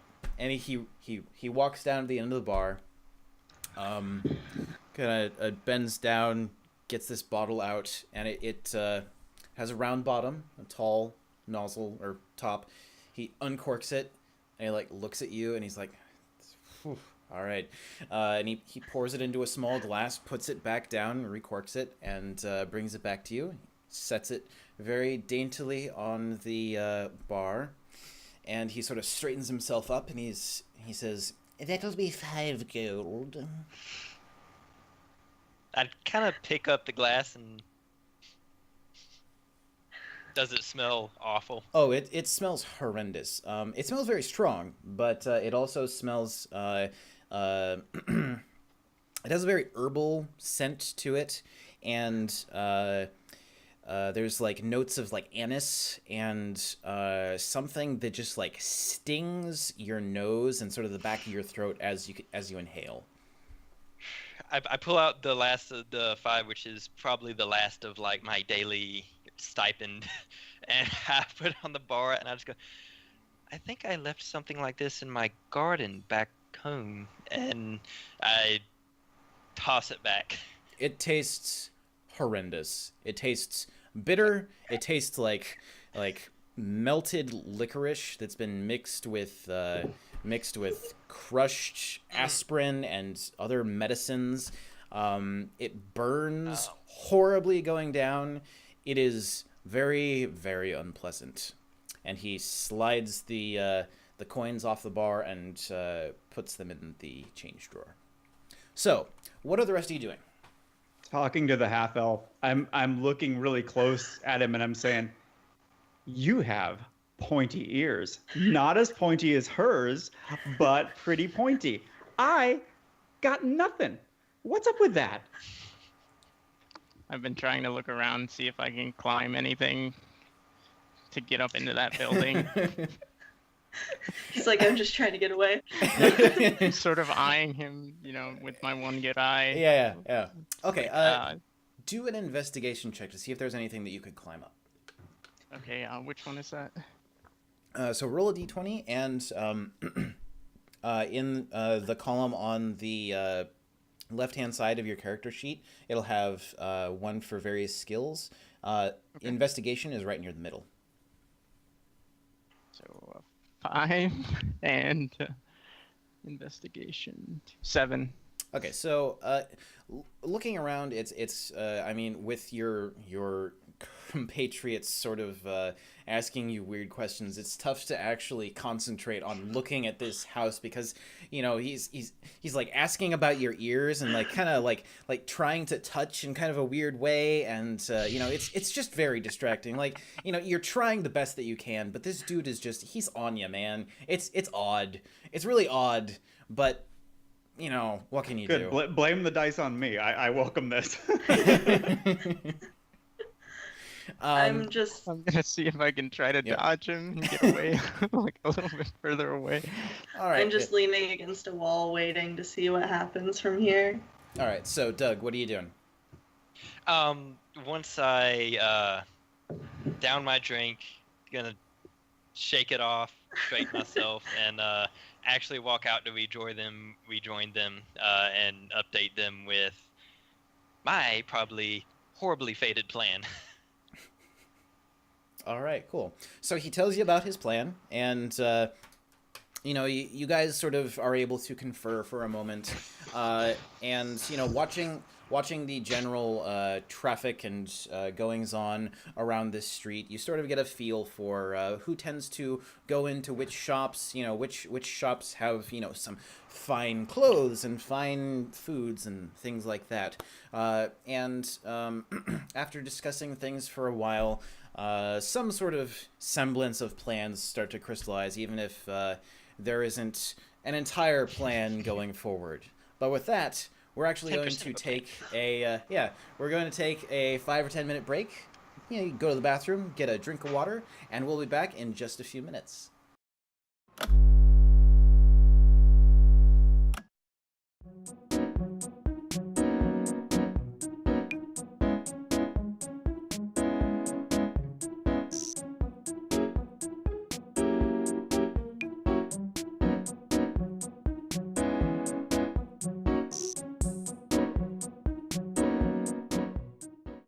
Getting back into things, I think we're going to finish this break by asking another pretty simple question for everybody so that we can get some discussion going. Because, once again, feels a little weird not talking about something game dev related when we have a bunch of game devs all in one place, and what they're doing is essentially talking. The question that I have for everybody is... for what you do, for your jobs, is there a resource or a specific technique that you use a lot, or some specific working method that you like to inject into what you do on a daily basis that you think would be helpful for people trying to get into the job that you do, the work that you do? Is there something that affects you on a daily basis that you have found a way to work with or work around? And if so, what is it, and how can people sort of inject it into what they do? So anybody can go first if you have something to contribute. Or I can go ahead if you want. I don't know how many people work from home, but I've found it's difficult. It's more difficult working from home and getting yourself to sit down and focus and work rather than going to an office space. Yeah, So definitely. one thing Oh, yeah. that helps me, because I don't need the internet while I'm writing, while I'm planning and all that, is just turning off the internet on my laptop, opening up a Word document, and just working until I've hit my quota, and then going back and watching like the South Park games on YouTube, which I've been doing a lot, like Let's Plays, and going back and doing whatever you want, taking a break, and then going back and working more because it's always work. Yep, that's dead You on. can't. BioShock 2 was written in a place where the Wi-Fi cost me, and I left my phone at home, so that I had to cross a financial barrier to Yeah. cheat. Basically, limit your distractions until you get your work done. That is absolutely very good advice. Actually, and I would echo that. I mean, I've worked from home. Before I started Insomniac, I was actually freelancing for 2 years, and I found that the best way to actually get my work done was to schedule it and to eliminate every single possible distraction that I possibly could, so that I could focus. And my biggest problem after turning the internet off is stopping myself from taking naps. Because I don't have a desk. So I work on my bed, and I'm like, oh, it's just so comfy. That is a very good point, especially working from home, because once again, you are going to be at most maybe like 20 feet away from your bed at any time, right? Yeah. Yeah. And another thing that I found with writing specifically, because that's what I have most of my experience in, is when you're writing, doesn't matter what you're writing. My cat just hit me, sorry. When you're writing, I find it helps. Like, a big tip for writers is don't go through and edit your work while you're writing, and that might apply to other areas. So, and I know this doesn't work with like animation or anything where you need to see what you're doing, but I always turn off my screen and do my writing, and then go back and edit it later, so that I'm not like going through and editing while I'm writing and getting distracted. That's actually a really interesting point. And so you essentially type everything blind, is what you're Yeah. saying? Huh. That is actually really fascinating. I would never have thought of doing that, but that is really excellent advice. Matt, Doug, do you guys have anything to contribute? Like things that you do on a daily basis that help you with your work that you think could sort of benefit others? Yeah. Or Matt, do you have some? I was gonna say I use a lot of different reference things, like Pinterest is a good one, PureRef, just to drag and drop stuff quickly, especially if I'm building, like right now, a personal character, pretty complicated one. Just so you have an idea of what you're aiming for. You're not just pulling everything out of your head. Maybe you can do that 20 years down the road and just, bam, there's a character, but a lot of it helps to plan it out and not just kind of search as you go and sculpt, because you'll just be repeating the same thing over and over again, at least for me. I also do a lot of like Twitch streaming, trying to get that work out there and have people look at it rather than keeping everything in and to myself until it's finished. And there's so many different resources out there to post it on, that kind of stuff. Yeah. Definitely resources, especially if you're an artist. I fell into that trap for a long time, trying to just like, oh, I'm just going to sit down and make a thing. And it it doesn't work like that, because like even in the industry, unless you are like the high level concept artist, you're going to be working, and even then you'll be working off real life real life references. You're going to be working off or with someone else's references. So using references is, I'll second that. That's not a weakness. That is a strength that only helps you. As far as a personal practice, to kind of counterbalance the shut yourself off from every distraction, it's a balance board of also don't get so sucked in that you start like zoning out and making mistakes. Like what I do, like when I'm at work, is like every hour or so, especially because working in this industry, a lot of computer screens, a lot of eye strain, brain strain, stuff like that. Every hour, take just like 3 to 5 minutes, walk away from the desk, step outside, get a breath of fresh air, think about something that's not game dev. Think about D&D, think about video games, or read a page of a book. And that's personal work as well as actual work. And the only other thing is rely on people you work with, because 9 times out of 10 they'll be happy to help you, because it's not a I think Romero had a quote once that like programming is not a zero-sum game. It's like sharing knowledge, whether you're getting it or giving it, is only going to benefit and will not detract from anyone. Mm-hmm. Yeah, that's true of writers as well. Like a lot of times people aren't aware of it, but they are entirely verbal thinkers, and they need to actually work through problems aloud with someone. Suddenly the leaps of... Oh, go ahead. Sorry. I was actually going to bring that up, where if you work close with another person, like I work with one other girl, like I said, sometimes we bring other people in, but it's just me and this other girl. And with everything we do, because she does the art, she'll draw up a sketch, send it to me, do the line work, send it to me, or like I'll write 500 words and send it to her. Like we're constantly sending files back and forth. Like, what do you think of this? Does this need to be fixed? Like, what's your opinion on this? Is this any good? What should I change? And just working close with another person is very, very helpful. I kind of cheat with that because I have a twin, so same thing, but back and forth. He's trying to get into character stuff, so it's like... Wait, so did you switch during the break? We'll He's on the never East know. Coast, I'm on the West. He's going to be coming west next year, though. Then it'll be confusing as heck.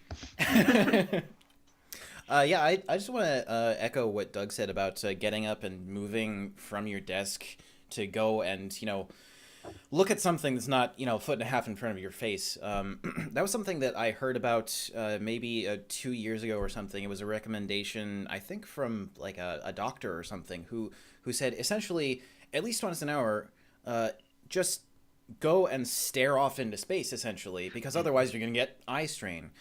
So the way that I've managed to get myself to do that thing that you've been talking about, Doug, is to actually keep a bottle of water at my desk that I'm constantly refilling, and every half hour to an hour I have to get up, I have to go to the bathroom, so that means I'm going to get up, I'm going to go to the bathroom, I'm going to be looking around, thinking about other stuff, I'm going to go refill my bottle, I'm going to get a little bit of exercise walking around and refilling stuff around the studio. I might bump into a coworker who has something to talk about, and that'll keep me sort of refreshed, and it'll keep the eye strain down, it'll let me sort of move and stretch and stuff.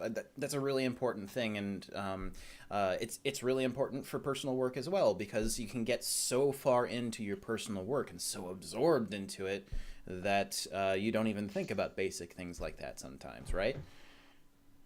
Yeah, like with writing, I find it's very easy to set milestones. So like every 500 words or every 1,000 words, get up and go do something else. So every 1,000 words for me, I'll get up and take a walk, go for about an hour-long walk, come back, feel refreshed, write another 1,000 words. Yeah. For me as a modeler primarily, it's also it applies there to it's one of those things you get too into a thing, you don't recognize you're building flaws into your art because you're so absorbed into it, but taking that step back and looking back at it from the high level, or getting input from people, it's definitely taking that step back can bring you back to it and be like, oh, this isn't going to work down the road, I need to go ahead and fix this. Mm-hmm. Yeah, that's definitely important. Being able to get that distance, and once again, being able to get up and move around or do something else for a while actually helps you to get that distance, because we're making products for other people, right? So if we make something that's kind of flawed or weird or bad and it isn't going to work, then other people aren't going to be able to connect with it as easily. So I've found in working on characters, because people are going to be like staring at the characters all the time, if I don't have that distance, I do start building those flaws into them, just like you mentioned. Well, did anybody have anything else that they wanted to mention or contribute before we sort of get back into the game? All right, then. So I'm going to just take a sip of my delicious eggnog here. And then... Jealous. Oh, it's really tasty. You Christmas should be jealous. Christmas isn't for 2 months, Savior. Oh, yes. I've been drinking this really bad iced tea from a 2-liter bottle that has the weird aftertaste. Monster for life. Myself. Soda. Oh, no. It doesn't matter if it's 2 months away. Eggnog is an anytime drink. I had a carton of eggnog before October even started. Oh it's man, just so good. It warms me from the inside. It's so creamy. And speaking of getting warm from the inside, let's bring things back in and get back into our little silly game of D&D that we're playing. So, our party has just started. Certainly not finished, but started to formulate a plan as to how they are going to rescue the the uncle of Lord Vexler, his uncle Sylvian, who has apparently been kidnapped by the henchman of Lord Clegborn. He is apparently being held at an establishment of the night, if you will, and our adventurous little party is trying to think up a way to save him or rescue him, get him from the clutches of Lord Clegborn's henchmen and out to freedom.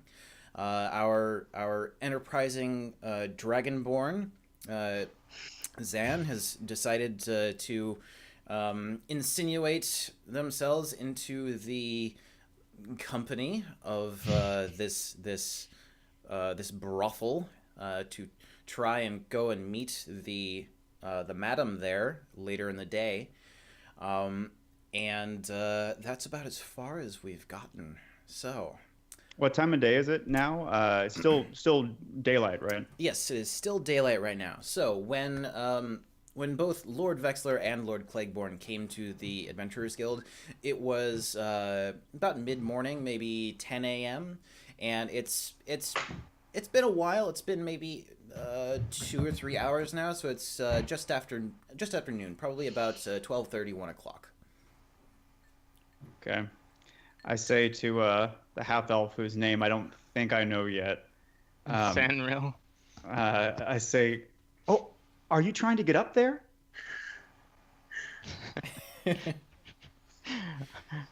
Yes, I am. Is I this look what him I dead come in the back to? face. Yeah, you would have actually come back to seeing a very sort of crazy looking wizard sort of poking and prodding at his friend's ears and talking about how some people's ears are pointy, but his aren't. But some other people's are, and it's really interesting. And meanwhile, the person who he is just completely harrying with his pokes and prods and rapid speech is just trying to look at this building and try to find a way in. So yes, that is where you would come back into this sort of situation. I say, a lot of people don't know this, but gravity is kind of a guideline rather than a rule. I could help you if you want. You start to smell like a lot of ozone. Just start to back away quickly from him. If you wait till tonight, one of those windows is going to be unlocked. So, Okay, so you appear behind us saying that. So I turn around. Yeah, I'm kind of walking up, and you can just see like this quizzical look on my face, like, what the hell are you all doing? And I just walk up, and I do pass along that bit of information, and I'm panicking a bit because it looks like he's gonna launch me into the air. Yep. That you smell the ozone too, and so I look at the Dragonborn and I say, "Nighttime. Okay, right. Evening. I've heard lots of things happening in the evening," and I just sort of like incline my head towards the house, not knowing what the hell I'm saying. as a wizard, can I recognize or at least take a guess at what he was probably about to do? Do an Arcana check. Do 13. You would probably have a pretty good idea. What were you trying to do? Oh, I was going to cast Fly on him, and I'm really glad that I didn't waste the spell slot. Somebody dove on that grenade. Let me just take a look at that spell, because I believe there are several components to it that let's see here. I mean, you would probably be familiar with it, but let me see here. So a wing feather from any bird is required. Would I even know how to control that, or would I Well, just sort of sail I think out it has the a building? verbal component. So there is a verbal, somatic, and material component, which essentially means that there is you need an object, a hand motion, and you need to speak an incantation. So yes, you would essentially have walked up right as he is starting to cast a spell, and you would know, even if you don't necessarily know the exact spell, you have a pretty good idea of what it is that he's trying to do, and you would and basically everyone around him would know that he is trying to cast a spell right now. But interrupted in the middle of it, he does not actually cast the spell or burn the spell slot. I'll kind of reach over and pat his shoulder and just be like, maybe hold on to that. You got it, boss. I'm just like, The whole time I'm just like leaning against the wall I'm, like, and just backed up not against the wall. interfering at all. I'm just like, you guys do whatever you want. Okay, so visit. I talked to our new friend inside. He is going to, and I do lower my voice. I say he is going to leave us an unlocked door on the 3rd floor. What door was that again? Like the west wing? It is the furthest westmost window. So there's a row of windows along the back wall of the house, which faces towards the north, and they're tall enough that they would let in a lot of light, even though they don't face the sun directly. And the furthest west one, which is along the back side of the house, it will be unlocked. It's on the 3rd floor. Okay. So I relay that exact information, and then in the meantime, I am going to attempt to talk to the what did he refer to her as? The madam of this establishment, and see if she might want some exotic flair for the evening so that I can get inside and get some information.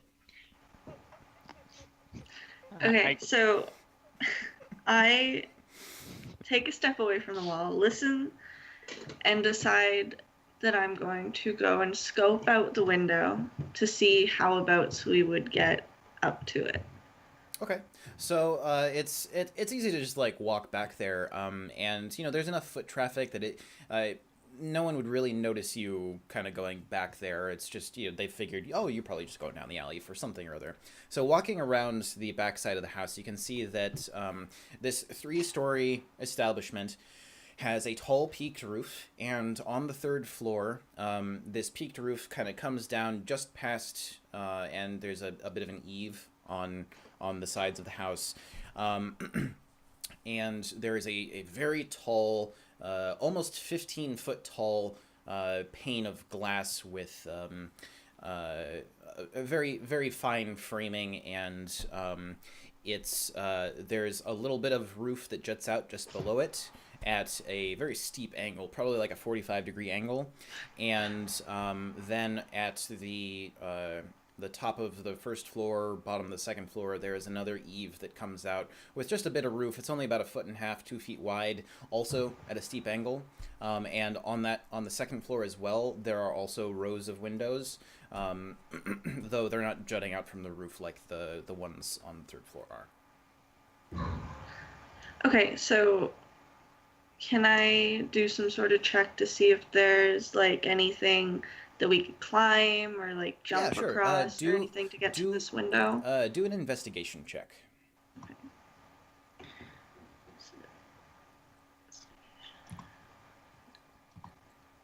Oh, I got a 5. I mean, it's not tough to see that there are a few things that look like they might be handholds. You can definitely see, just like as a component of looking at this building, that there are gutters and drains that come down, though you really can't tell if they would actually be able to support your weight or not. Okay.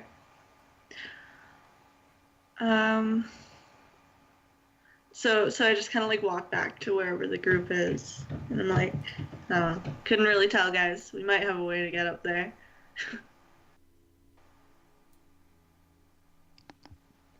I could attempt to climb it during the night if Nimbus lets me. I just say, sounds slow. All right, so it is now early afternoon, and according to say it's sort of conversation with the bartender, it seems that the madam of this establishment tends to come in the late afternoon to preside over her business. So you guys do have a couple of hours to essentially to kill, during which you could make preparations or investigate other methods of ingress, that type of thing. Is there anything you'd like to do during this time, during these couple hours that you have to kill? In the interest of looking the part, I'd like to see if on either credit or whatever stipend I have left over from the guild, procure a appropriate set of attire for that profession. A gentleman of the night. Lady of the night. Yeah, yes, a lady of the night. I am sorry. Yes, a lady of the night. Yes, obviously I'm not yes. going to walk around like that, but something to wear under my robes. So, looking around at the general garb of the people who are on the street right now, it seems that I mean, you could probably get something that passes pretty well. You probably wouldn't be able to get some stuff that's very nice, and a lot of it would come down to essentially going to like a costume shop and getting something that looks the part, even if it's not actually good quality. But yeah, you could actually you could go and do that. You wouldn't be able to afford any like fine silks, but you could probably get like, you know, cheap knockoff stuff if you want to do that. More referring to in the interest, like, well, actually no, I won't do that because I figure that probably won't be part of an audition for the madam. Probably just look at me and say we do or don't want you. So I'm just gonna kind of keep scoping it out and wait until like late evening. Okay. And then you want to go back into the establishment and try to make contact with the madam? Yes. Okay. What do the rest of you guys want to do? I'd like to look for climbing equipment or anything that can help me maybe sleep the guards or... Okay. So maybe... Or just better footwear. Yeah. So maybe like some some ropes, block and tackle, grappling hook, that type of thing. Yeah. Okay. Those are things that you would be able to essentially check out from the guild hall. They would have a lot of that type of thing in their storerooms and equipment rooms, and you'd essentially just have to, present them with your credentials and say, I'm checking this out, and, sign their ledger and that type of thing. But yeah, you could do that without any cost to you, and get equipped in that way. What do the other two of you folks want to do? So I'm actually like looking at my character sheet. Have somewhere on here some disguise something Oh, or a other. disguise kit? Yes. Yeah, so you would have a disguise kit and proficiency with said disguise kit. If you want to try and disguise yourself as something, you can take a couple of hours and gather together the necessary materials and such, and you make yourself up to look like someone else. Who would you be trying to look like? Well, I wouldn't want, because now that we're getting more into the mission, I wouldn't want my friend here to go in there on their own, because it's always good to have backup. So I'd want to look like somebody who would belong in the building, most likely some sort of customer. Mm-hmm. Okay. So I'd all right. be making myself up to look the part. Okay, rather so than standing out like a sore thumb like I had before. Yeah. So similarly to getting the fancy garb and stuff, yeah, you would be able to go to like essentially a costume shop or something and find some stuff that kind of looks the part, even if like at really close inspection it doesn't hold up. You would be able to kind of like fancy yourself up, make yourself look kind of essentially flashy, and sort of looking the part of someone who would be in this establishment. And what does our friendly wizard want to do? The entity that does not know its own name, but what the players know it as Nimbus, is discovering food. So at some point you find it like sitting on the stoop of some nearby, kind of inn or something, and he's just saying. And you put it in your mouth, and then it goes into a kind of sack in here, and then it goes from the sack into a tube, and it's kind of a lot. And like he's just kind of talking to himself and like preparing for the night. Obviously not the kind of person that is thinking subtlety. He does indicate, probably as Bryn passes by, say, I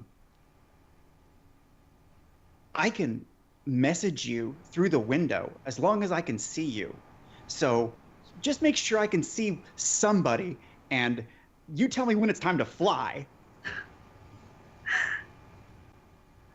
So he could fly somebody up to the window. Yes, he does have the capability to cast fly on someone, which means that even if they're not familiar with exactly how flying works, they would then be able to fly, and with a little bit of practice, they would be able to get around fairly easily. So with I don't remember anybody's name. Super awful. But with we can use real names as well. Don't worry too much about it. With me and our dragonborn friend being in the building already, then Nimbus there can fly the other rogue, because I'm also a rogue, can fly the other rogue up into the window. Hopefully not through the window, but through it. I have a bad feeling about this. And then we would have three of us inside the building, and I don't think we really could trust Nimbus to kind of keep an eye on the outside, but I would kind of be forced to put that trust into him at this point. And then three of us would be in there to look around. And I think that might be a good place to go from. We know he can make people disappear from earlier. I also have the ability to send messages to people. I have, pulling up my sheet, I have message, like the spell. So if I can get to a window and see him, then I could send him a message to let him know when it's time to act and stuff. Yeah, that's great, because like metagame, normally like your character wouldn't know, but I just describe the action by which the message cantrip works.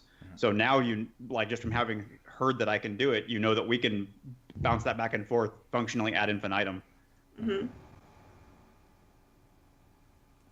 All right, so you guys have essentially got all the moving parts in place, more or less, And This is gonna fall apart 5 minutes into the plan.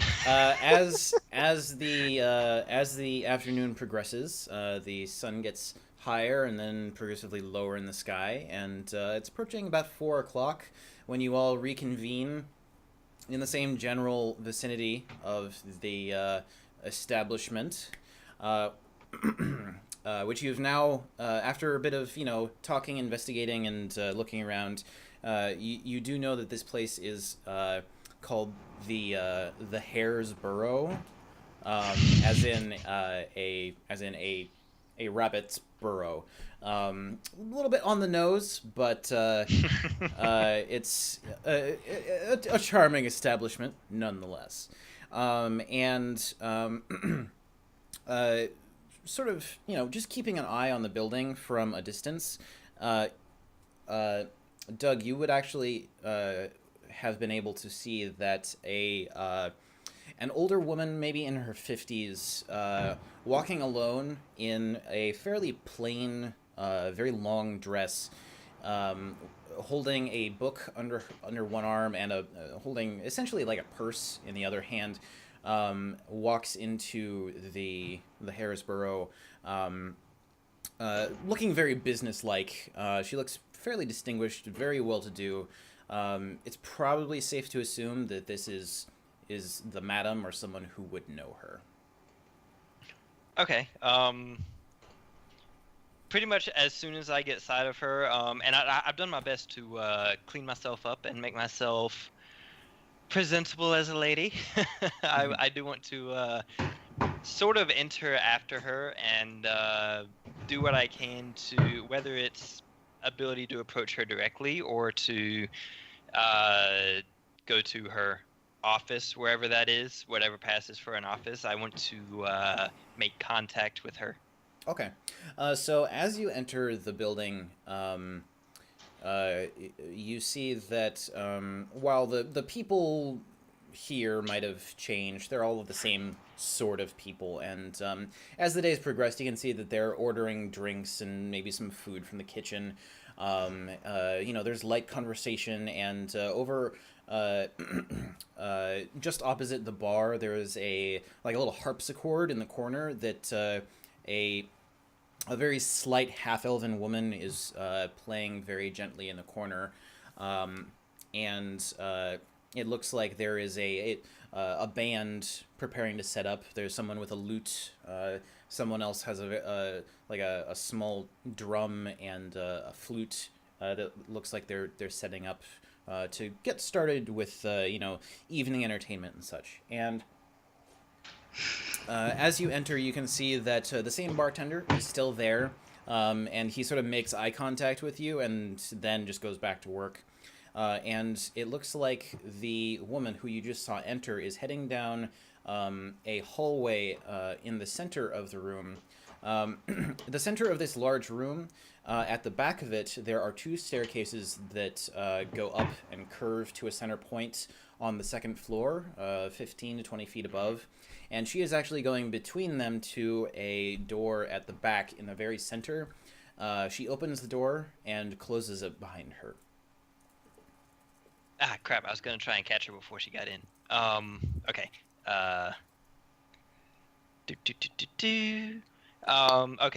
So I guess I'll just go up on the nose and I'll knock on the door. Okay. I'll give her a few minutes to get settled, so it's not like she closes the door, bam, bam, bam. But I'll give her a few minutes to kind of get settled before announcing myself. Okay, cool. What are the rest of you doing?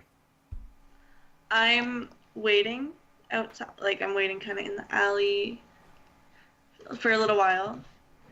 And then after a few moments, I'll be going inside to kind of blend myself in with the other customers. So sort of just look like a patron, essentially. Yeah, and also kind of avoid the bartender. All right, cool. And what are our other rogue and wizard doing? He attempting to climb. Or, I guess, sorcerer, rather. So you're going to attempt to climb the drain from the gutter out back? Yeah. Okay. I do have the explorer's packs, and you said I could get the extra gear, so I'm not really sure what I would get from the guild, whether it be like a grapple, but Yeah, you would have a very long length of rope, about 150 feet long, along with a couple of different types of grappling hooks that you could tie onto the end.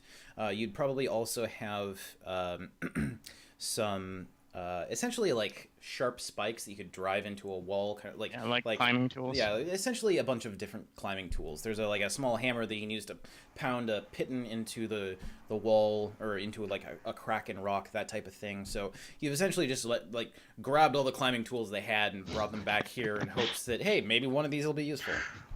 I won't die. And what would Nimbus like to be doing at this very moment?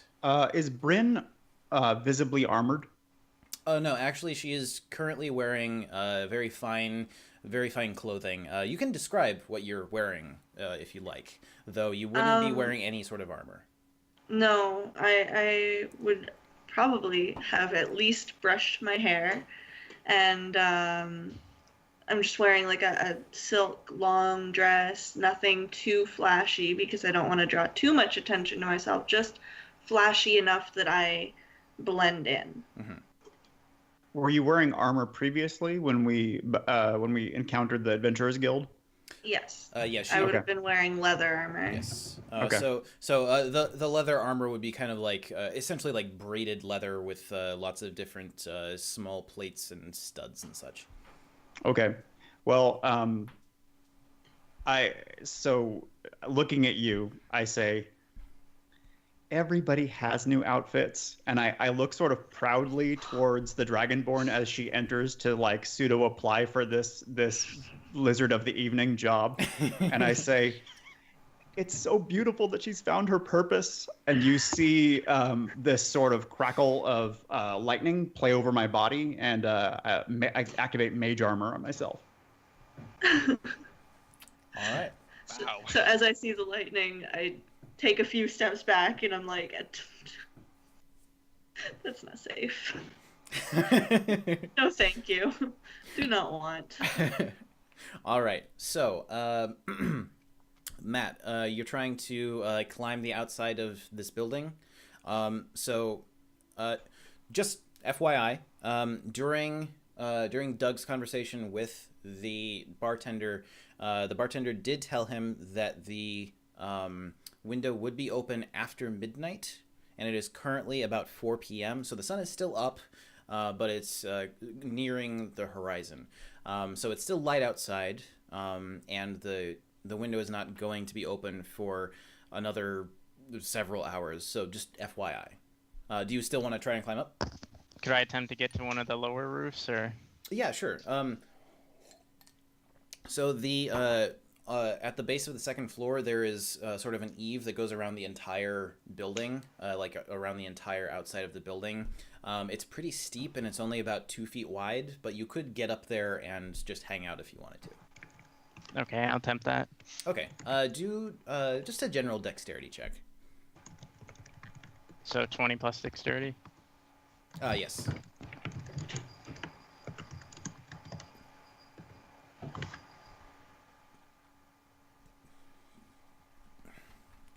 Going off the base values, right? Not the plus. So it's a d20 plus your dexterity modifier. Like the +3. Yes. Okay, so 19. Okay, so after taking a couple of moments to kind of scope out some handholds and stuff, this is kind of your bag. You know how to climb stuff. You know how to like get into and out of tight spaces and spots, and it really doesn't take you long to find some good handholds. It looks like in addition to the gutters and the drains coming down, there are a few small handholds from the brick construction of this building where you can just kind of like wedge your fingers in and climb up the corner of the building. And yeah, you're pretty easily able to get up to the eave on the second floor. And climbing up onto this corner, you're able to just sort of crouch on that eave, that little bit of roof, and just plan your next move. Is there anything else you want to do? Am I able to see any of the windows on the second floor from here? Yeah, there's actually a window just off to like if you're actually facing the wall, it's just off to your left, about maybe 2 or 3 feet away. Am I able to kind of look into that without falling? Sure. Do a perception check. Okay.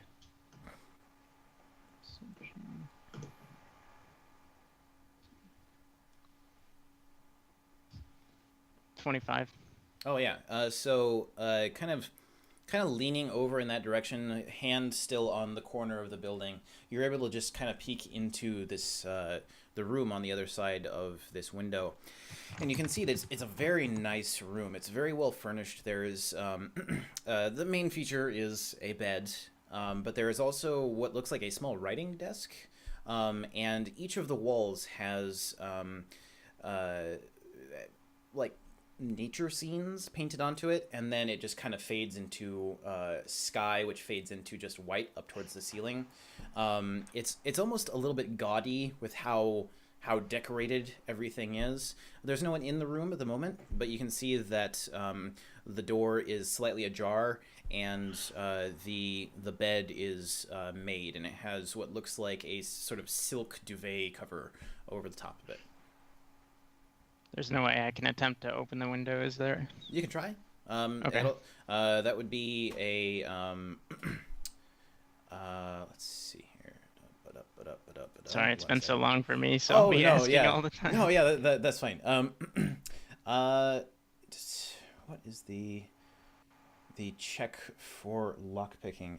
You know what? I think that's just plus your dexterity. Yeah, it's dexterity with plus thieves' your tools if he has thieves' tools. Yeah, and you are going to be proficient with thieves' tools. So do a dexterity check and add your proficiency bonus. The proficiency bonus is just above the same column as things like investigation, intimidation, and I believe that should be. For you, that's a +3. We're still basing off 20s, right? Yeah, so roll a d20 and add 3, which is your proficiency bonus. And then that'll also be plus your dexterity, because you are trying to do something very dexterous. So your d20 plus your dexterity bonus plus your proficiency bonus. Okay, dexterity +6, so 19. And where's the proficiency? It's up. It's just below where the character name is. In the box that says proficiency bonus. It's gonna be a +3. Okay, so 22. Yeah. Altogether. Yeah, you're actually able to slide a couple of your tools in through and under the window, and so almost like the long tool that you use for like unlocking a car by sliding it down into the slot for the window. You're able to kind of like slide stuff in and unlock the latch for this window, and it actually opens pretty easily. It's just a very simple latch, and it's probably safe to assume they don't think anybody's going to be climbing around the outside of this building, so they don't have any fancy security measures. And as you slide this little slat of metal that you have across, it just pops open, and the window just kind of goes and opens inward just a little bit. Is it possible? I'm gonna sneak across the room and kind of lock that door. Okay. Yeah. Do a. Oh my. I'm doing all the rolls. Yeah, sure. You know what? Just do another dexterity check. You're just trying to essentially not make any noise, and it's not going to be too difficult. There's very thick carpet on the floor anyway. Okay, so that's going to be 22. Mm-hmm. Yeah, you're able to just kind of like hop in the window, walk right across, and there's nobody in this room, and you're able to just kind of like go boop. Door closes, you latch it, and that's about it. The last thing I'd like to do before I leave the room is just check for the ledger in the desk. Okay. Yeah. Do an investigation check. Okay. 11. So looking through this desk, you do find that there is a pad of paper that looks like it's meant for writing something, and there's a quill, there's an ink bottle, other various writing utensils and such, but it doesn't actually look like there are any sort of documents or anything else in here. It looks like this is just one of the rooms that is for the business rather than any sort of office. I'd like to hide in the room, Okay. at least for now. Sure. Oh, yeah. Or go yeah, back on the ledge. I mean, depending. you really don't have to do much to hide. You could essentially just sit on the bed, and unless somebody comes and unlocks the door, you're just going to be more or less hidden in I'll there. sort of in wait that room. by the window then. Okay. You could just take a nap. I mean, this would be the right time to do it, but yeah. Okay, so Get a good book and curl up. all right, I feel so like that's a bad idea. let's loop back around to Doug. What are you doing? Before I knock on the door, there was a pin that basically the That Lord Vexler was wearing? And it was, yeah, well, that his retainer, Yes. his different retainers wore, right? yes, and it was a quill. It was in the shape of a quill pen. Using prestidigitation, I'm going to make a copy of that on the front of my robe. Okay. So Which I can do that as long as it's a non-magical trinket. yeah, sure. So yeah, as you make your way into this building, sort of standing just outside the door, you look around for a little bit, see that nobody's really paying attention, and you're just able to just kind of like, whoo, and the image of a white quill is emblazoned on just above your breast. Okay. Yeah. Okay, so I will then approach the what I assume is now the office of this madam and knock 3 times. All right. So you wait for a moment, and then you hear a voice, just sort of muffled through this apparently thick door, that says, "Yes, yes. What can I do for you? Hello." Okay. I test the door to see if it's locked. It opens easily. Okay. I open and I enter. I close the door behind me, not like threateningly, but just, I'm just closing the door behind me. Yeah. And I approach wherever I assume she is in the room. Yeah, so entering this room, you can see that it's a very nice office with a large desk at the far end. It's about 15 feet deep by 20 feet wide. In the very center of the back of the room, there is a large desk with what looks like probably heavy drawers on the sides. Off to your left, there is a fireplace with a couple of chairs and a small table arranged nearby. There's no fire in it currently. And then off to the right, there are some bookshelves with another couple of chairs and a small end table. And there is also a very small bar which has just a couple of decanters and glasses. The woman you saw enter earlier is actually sitting at the desk with a large ledger open, apparently writing some sort of notes or something. And she looks up at you and says, yes, hello, what can I do for you, as she stands up. Yes, I'll offer a slight bow, and then, what was this dude's, the Lord's name again? Vexler? Lord Vexler, okay. Yes, well, I was looking for a change of scenery with my employment with Lord Vexler, and someone suggested to me that perhaps this establishment would be well suited to my skills. Do a deception check. Okay. Oh dear Lord, come on. Okay, not terrible. 1 second, let me check my bonus.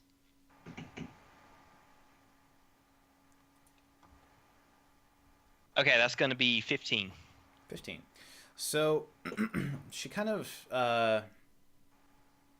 you can sort of see the gears turning for a second. And this is why I added that pin. Yeah. You can sort of see the gears turning for a second, and she very visibly and plainly just looks you up and down. And she seemed kind of skeptical at first, but she's like,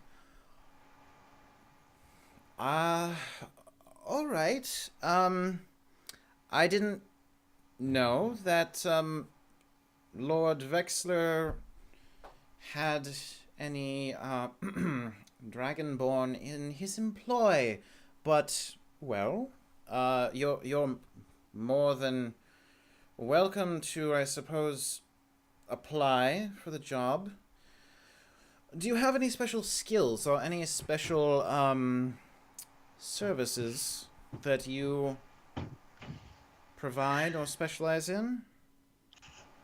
I take it all in stride, and I'd say, yes. Well, I was a recent acquisition, and well, as opposed from the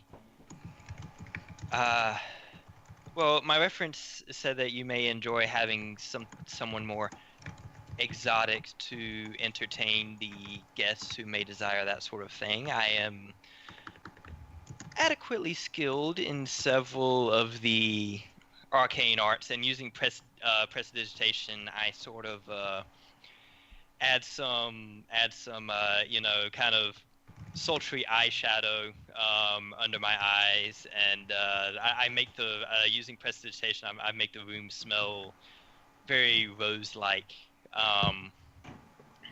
So that is, of course, a small taste. Do a persuasion check with advantage. Okay.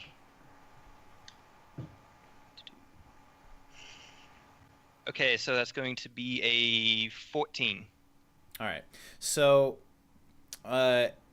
she kind of regards you for a second, and she seems to kind of like almost stiffen a little bit when you give yourself some makeup and make the room smell a little sweeter. And she seems a little skeptical at first, but then she actually steps out from behind her desk and actually sits on the front of it, and she actually looks pretty concerned for a second, and she says,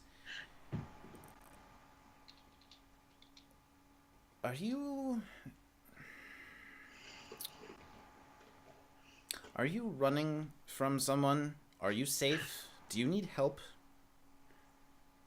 Oh, hearing this, I actually let out a just like genuine giggle, and I was like, oh no, nothing of the sorts. I was formerly of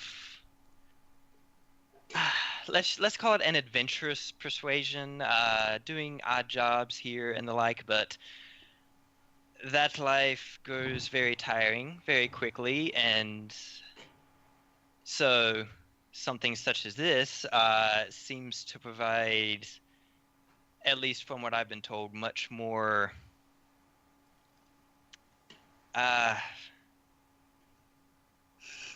how should I put this? Much more comfort to go along with the spice, shall we say. Uh-huh. All right.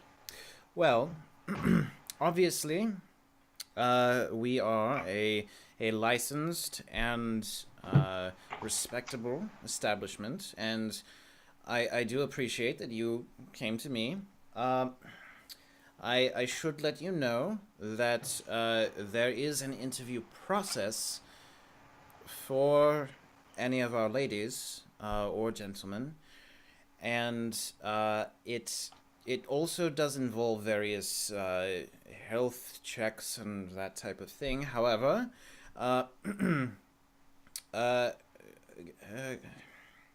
well, how about this? Since you seem to be quite eager, and I can certainly see that you have either worked with Lord Vexler's establishments, or at least used your little tricks to put his sigil on your clothing, you are quite clever. So we'll do this. how about we do a trial run? Just tonight. Does that sound good to you? That sounds most agreeable. All right. So, what are the rest of you guys? What are the rest of you guys doing? I'm sitting on one of the couches and just drinking water because I was not willing to give away any more of my gold. And I'm kind of eyeing the room because I'm thinking that I want to get in there, but I don't have an excuse to be in there. Mm-hmm. So I'm trying to figure out how I may be able to go about that. Okay. Do a perception check. Okay. Meanwhile, what are our rogue and sorcerer doing? I am outside, looking at her through whatever the nearest window is where I can get line of sight. Okay. And I'm periodically messaging her with that cantrip saying, like, is it time to fly? Tell me now. Like, and it's getting really repetitive at this point. And if she glances toward him when he is not actively chattering at her, he's like staring up. Okay, cool. And I got 22. Okay, so I rolled so a 19 22. and I got a +3. So from what you can see, observing the general clientele and what looks like probably the staff, along with the waiters and like busboys and such, there do appear to be a couple of people who just are essentially hanging out in the corners of the room with what look like, almost like menus, and they are the people who are essentially getting people to pay for services. So people will go up to them, look through the ledger, essentially pick from the menu, and then they'll sign it looks like they sign a small piece of paper or document or something, and then they just proceed up the stairs. And what is our rogue doing? I'd like to start playing a flute in the room. All right. Bit of a bait and trap. Okay. Cool. So, back to our dragonborn friends. The madam, who by this point has introduced herself as Perla. She's an older woman, maybe in her late 40s or early 50s, who she has a single streak of gray going through her hair, which is pulled back into a fairly tight ponytail. She's been asking you a series of questions about your experience, essentially, and most of it has actually just been in regards to your previous adventuring life. And it seems like she's essentially trying to get an angle on how she can present you as something a little bit different and exotic and interesting. And you've essentially been able to tell her more or less just about the different types of jobs you've been able to do and the different essentially feats that you have gone through, maybe embellishing a little bit. It doesn't really matter. She's just looking for like an angle to sell to her customers, to probably embellish even more. Is there anything you would like to do specifically? Well, no, I figure the silver dragonborn is probably a pretty good exotic selling point. Mm-hmm. So I will talk about the various things, and just as I'm answering questions, whenever I deem it, or whenever it sort of feels appropriate to punctuate a story, I'll add a little flair for effect using prestidigitation with like smoke or some illusory fire or sparks. Do a performance check, if you would. Oh dear. Okay, not too bad. I have 0 bonus to charisma stuff, so. And performance is charisma, so 16. Okay, so it seems like she is generally on board with what you're trying to sell her. She's Initially she was like almost like a little worried that you were like part of some sort of weird human trafficking type thing or dragonborn trafficking type thing. But now that you've sort of impressed upon her that you are kind of an exotic and different asset that she could have, she seems pretty impressed. And the more that you talk, the more she seems like, yeah, this seems like an interesting business opportunity. All right, so, Leah, what do you want to be doing? So I think I want to go and check out the menus and see what is going on and if I can get upstairs or if I can find an excuse to go and later, because right now I don't want to interrupt, but later get into that office.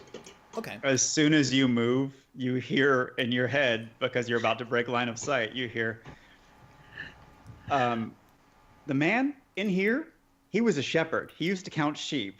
Maybe that would be helpful now. I'm going to fly in 100 sheep, 99 sheep, 98, and then you break line of sight. So I'm just like trying my best to ignore everything going on in my mind. All right, great. So meanwhile, Matt, after playing your flute for a little bit, you hear someone walking down the hall towards the room, and after a brief period of just still playing your flute, you hear a pretty heavy knock at the door, just like a, and then kind of a gruff voice saying, "Hello, who's in there?" I'm gonna kind of hide near the door, but not out of line of sight. You just want to keep playing your flute or not? I want to keep playing it, but I want to move into a position where I can't be seen from the door. So it's not a huge room. It's maybe essentially like a 15-foot square. And really the only cover would be behind the desk or behind the bed. Otherwise, you would be essentially like up against the wall with the door over here or over there on one side, and that's about it. The door does swing inwards. You could try maybe going behind where the door is going to be, but that's about as much cover as you're going to be able to get in that position. You hear it again. Hello? Behind the bed, and just playing it a little bit louder. Okay. And then stopping. All right. Leah, walking up to one of these people holding what looks like a menu, they say, yes. And you can see that it's a very lithe half-elf woman in almost what looks like a suit, or a tuxedo. It's clearly a uniform, but it's got long sleeves, long pants, and it's very well trimmed and fitted. It's a dark gray with sort of stripes that kind of point down at an angle. It's kind of flashy and cool. And she sort of perks up as you walk up, and she's like, "Hello, can I help you?" I ask if I can see the papers, like if I can look through the papers, and I basically like say hello and tell her I'm interested in whatever, like what she's handing out or selling. Yeah, so she sees that you're a little apprehensive at first, and she sort of puts a hand on your form. She's like, "Oh yes, we offer many fine services. Please have a look at some of our services. Have a look at some of our some of our staff. See who might be appealing and what services they offer. We offer a wide range from." Massage and general conversation and company, all the way to a little more private pursuits. So please, have a look. And as she hands you what is essentially a menu, you can see that they do have a list of services, which are anything from spa treatments to a little more private things. And she sort of steps back to sort of give you space to peruse. So on this paper, there's like a list of their employees. Yeah, there. It looks like a list of people who are working today, and a list of the general services that those people perform. And they run the gamut from giving you makeovers to, getting you in bed. Can I check to see if any of them might be this guy's uncle? Sure. You do find that there are several male-sounding names on the list, but none of them actually match the name. Okay. So I kind of I look through the list and I read through everything, and I hand her back the paper and I tell her I'll be back in a little while. And then I go back to sit somewhere away from a window. Okay. So that I can have a clear head and kind of think about what I'm going to be doing. Okay, cool. But I'm still trying to kind of avoid that bartender. So she says, "Oh yes, of course. Take your time, think about what you might want, and I'll be here." And she takes the sort of menu back from you. All right. So at this point, Doug, you hear the knocking again, and sorry, I'm talking to the wrong person, Matt. Matt. Yes, Matt. Matt. You do hear the knocking on the door again, and this time it sounds like they're talking to someone else in the hall, and you can't really make out what they're talking about. It's really muffled. But then you do hear some sort of yelling on top of that, like a.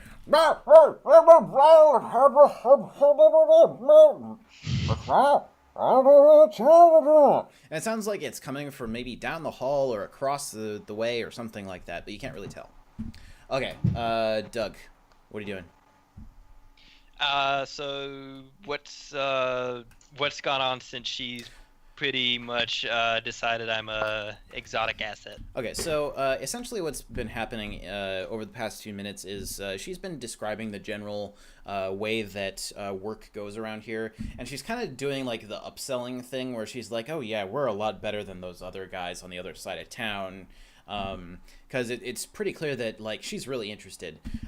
So at this point, she's starting to bring out like paperwork from her desk, and she's like, if you want to sign here, we can get you on a trial basis, no commitment, but we'll go through this whole process, blah blah blah blah blah, and then we can get you in. We could probably even get you in tonight if you're interested. Today is a pretty good business day, and we can sort of advertise that you're here, write you in on all our menus as a special guest for the night.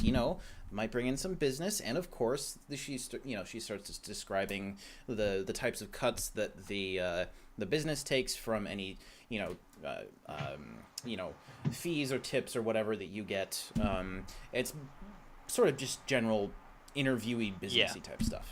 Okay, I'll sign on the dotted line, and as she's talking, I'll just go, well, I assume if I'm going to be performing whatever necessary services tonight, I assume I'll need something more appropriate than robes. She says, yes, actually, we do have a stipend program for our employees to get new workwear and such.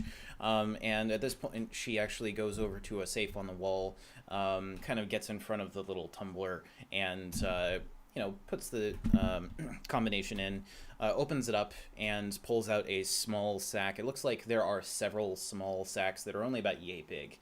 And she closes again, locks it, and spins the handle. And she says, take this to any of the merchants on this street. They'll give you everything that you need. And if there's anything extra you need, get an IOU, bring it to me, and we'll take care of things from here. But please be reasonable. And she sort of tosses it to you. And yeah. So, what's up? Can I send a message to Doug? Because it says that you can go through solid objects with your message. I believe so. Let me see the restriction.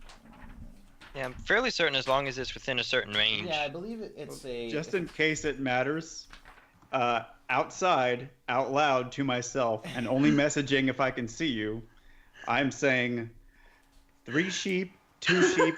I felt pretty terrible about it, but it couldn't be helped. 1 electrocuted sheep. And I just take off and start flying towards the window. All right, cool. Okay, you point your finger toward a creature within range and whisper a message. The target, and only a target hears the message and can reply in a whisper, blah, blah, blah. Cast a spell through solid objects if you're familiar with the target and know it is beyond the barrier. 1 foot of stone, 1 inch of common metal, a thin sheet of, or 3 feet of wood. Spell doesn't have to follow a straight line and can travel through it. Oh, yeah. So, yeah, you would absolutely be able to send a message to Doug. So, I want to send him the message saying, can you get her out of there? Or, like, can you clear the room to make sure nobody's in there? Because I want to get in that room. So, you receive this message. What are you going to do?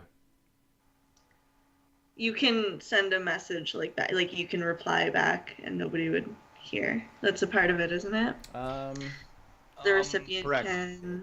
Yeah. Yeah, and as a wizard, I would probably know that, even though I don't have that spell myself. I would think. Yeah, so I'll send back really quick. I'll just go. Yes, I've been employed. I'll do what I can on my way out. And let me look at my spell list, because I was actually thinking of doing this. And I was, yes, thank you. Well, I suppose you have menus to doctor, so I will take my leave and return shortly. All right. So she says, "Well, thank you for coming, and it's good to know that you thought of us. And I'll definitely look forward to working with you, dear. It's going to be great."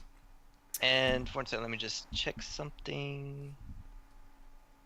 While this is going on, I am landing lightly on the sill and coming in right through the window into that room that he's lured somebody in with flute playing. Okay. Okay. I was about to ask which window. Yeah. Actually, I followed too. you. I was paying yeah, attention. yeah. You're very, very interesting. Yeah. So, at this point, you are able to easily and lightly land right next to the bed, and you see him crouching down, still playing his flute. Picking out a very nice tune. And you can hear someone pounding on the door now, and there's a bit of yelling from the other side of the door.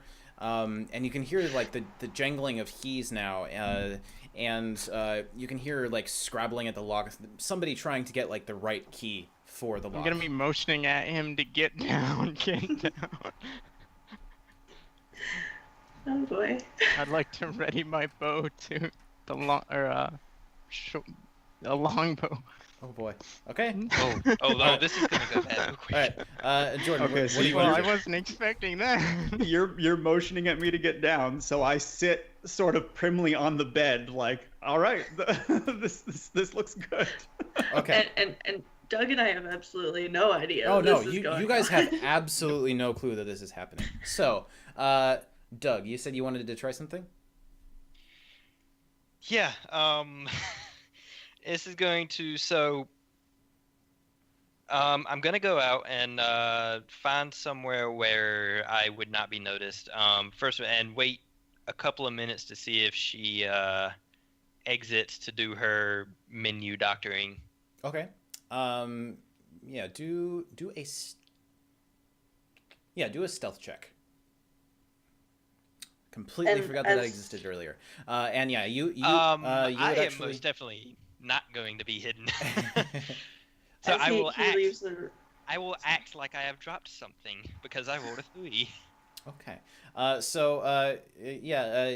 you exit the room, you realize that there really aren't a lot of places to hide in here anyway. It's pretty big and open. You can't even try hiding in a doorway or something because all of them are pretty much visible. Leo, what do you want to do? Seeing I your was just friend saying, come out like, of this room. as he leaves the room, I'm giving him a dirty look, like, why isn't she also leaving? I sent you a message. I will kind of, as I realize, shit, there's nowhere to hide here, I will continue walking past her, and I will pause just long enough walking past her to say, she said something about doctoring menus. Give it a few minutes. If not, send me another message, and I have an idea. All right, and then you're gonna. And then I'll leave to go get my your garb. Garb, yes. Okay, cool. So, Matt and Jordan, while that is happening downstairs, the door finally the handle turns. You can see it from the inside, and it swings open. And on the other side are some very well dressed, but still very large, essentially bouncers, guys who are in essentially nice. They look kind of like the folks downstairs that Leah was talking to just a minute ago, in the sort of suit-like uniform, except they're big, burly dudes who look kind of like bruisers who are, used to throwing people out of rooms. And as they burst in the door, you can see that one of them has just a short club that he's holding. It's only about yay long, but it looks like it has a really heavy end on it. And another one just has these big, meaty fists that he's got up. And they burst into the room and they're like, "Who are you? What is going on? What is this?" Do I have time for a sneak attack, or is it over already? Well, I mean, you're currently hidden behind the bed. But meanwhile, your friend is just sitting primly on the end, looking at these gentlemen who've just burst in. I'm gonna be drawing the bow back at the guy with the two, the meaty fists. Okay. So do you want to pop up out from behind the bed? No, still in cover. If I just barely. So then, do a stealth check. Stealth check. Is there anything you want to be doing while you're sitting on the bed? Is he fully inside the door or just standing in the frame? So the guy with the small club has stepped into the room. He's less than 10 feet away from you, and then the big meaty guy behind him is almost directly right behind him, almost touching his shoulder. I say, "I'm looking for my purpose. Maybe you can help me." And I cast Mage Hand and try to close the door and lock it. Okay. I got 20 with the stealth check. Okay, yeah. So they don't actually notice that you're standing there. They're so focused on the guy sitting on the bed. Let's see here. You can use a hand. You can attack here more than 10 pounds. Okay, so ooh, how's that gonna work? So as you cast this sort of this spectral hand that just floats into view, these guys in the doorway sort of take a step back and sort of get ready, and then the door just kind of bumps into them. It's not actually able to push the door closed because it really. Sorry, I wouldn't have done that. I thought they were outside it and he was inside it. If there's no clearance, then it's pointless. No, there isn't any clearance. So you just want to retcon that out. Yeah, then I'll cast Lightning Lure and bring this fool towards me. Lightning Lure. Okay. Yes, it is a DC 14 Strength saving throw. Strength saving throw. Wow. That's going to be fun. Okay. Let me see here. This is going to be... It's like a lash of lightning energy, and I'm just kind of Yeah. I gotcha. Which guy was he using it on? The guy who... the meaty fist or the club? Probably the guy with the club, just because, from my point of view, he's the one that is, the closest to me and the biggest threat, and he has to get... I need him to come towards me to take the damage. So is a DC 14 strength saving throw, right? Strength saving throw. Okay. Well, he rolls a natural 1. So I pat the bed, and hopefully he lands right next to me on it. And he takes 1d8 lightning damage. 1d8 Wasn't I supposed to be the one hired for the brothel? Well, I am completely I have a unaware of cloud sex, over me so I literally am just let's be friends. So yeah, roll a d8 and let me Okay. know Do you want what me that to is. roll with the with roll 20 or a real d8? Either one is fine with me, as long Okay. as we get a number. I trust you Okay. guys. I don't All think right. you're gonna cheat. I rolled a 4. A 4. Yeah. So as he is sort of pulled towards Oh, I'm you. sorry. I'm 5th level, so it's Oh. 2d8. Oh. Ooh. And the other one was a 1, so 5 right. points of damage. So 5 points. Wasn't that worth it, We're everybody? getting Damage. good Yeah. rolls. So sorry for the technical difficulties there. I just had some fun pulling cords out of my mic. So, yes, this arcing line of lightning just wraps around this guy and just pulls him towards the bed. And yes, he takes 5 sort of shocking damage as he's just pulled forward and plonked right down next to you. The guy behind him just being like, "Whoa, whoa, whoa, what the shit is this?" This guy, the guy in front who was holding the club, he doesn't even know what's happening at this point. He's just like, "Well," kind of like looking at you like, "What is this?" Noticing that you kind of look weird too, and he's like, "What? Nah." Yeah, with my movement, I just lie down next to it, and I'm like, so, we're looking for this fellow. I think you kidnapped him. I don't know exactly what that means, but I gather that it's bad. Is there any way you could be of some help to us? Oh, you smell, did that hurt? I'm sorry. And that's probably the end of my turn. Okay. Wow. Okay. Do a persuasion check. Okay. I'm actually not that bad at this out of sheer innocence. Okay, here we go. I rolled a 10, so it's 16. All right, so the guy just like the guy who you pulled to the bed, you can now see that he has sort of black slicked back hair. It seems like a lot of people in this establishment like use a lot of gel. It's really kind of actually a little bit gross, just like how gelled up all of them are. But the other guy has like a short buzz cut. So the guy with the slicked back hair sitting next to you is like, he's like so taken aback by all of this, like everything that's just happened in the past few seconds, the flute playing, the guy sitting on the bed, the lightning that's just deposited him on the bed, that he's just like, he starts kind of like babbling. He's like, I don't know anything about any. I mean, there was the guy in the room down the hall, but I don't know if he was I don't know if he was like kidnapped or if he was he's just a guy, man. I don't know what's going on. And he realizes that he's completely babbling, and his friend is looking at him like, what are you doing? And he like looks at himself. He's like, what am I doing? And he like stands up and he's like, just leave. Just look. You can leave. We won't tell anybody you were here. We don't know anything, right? And he like looks at his friend, and his friend's like, and he just kind of like walks down the hall. I guess I'm gonna like ease up on the boat because there's no point now.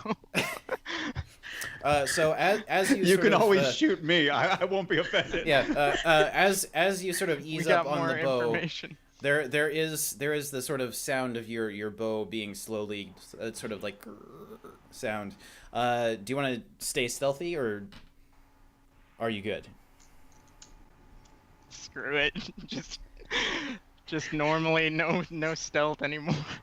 All right, so I've given yeah, up. so It's like, hey, so guys. as you sort of like sit back a little bit, the guy who is he's like just standing there like slowly backing out of the room as you sort of just like pop up with a bow in your hand and an arrow still knocked. He's like, okay. He just closes the door and you can hear footsteps rapidly retreating. I think that went really well. All right, Leah and Doug, what are you guys doing? Has Perla left the room? As far as you know, Perla is still in the room, and you technically don't even know that she's named Perla yet. Yeah, that's. Okay, so I'm kind of just sitting there grumpy because I was like, you're supposed to make her leave, and now I can't send my friend a message because they have left, and I don't know where they are. So I'm not sure what to do from here.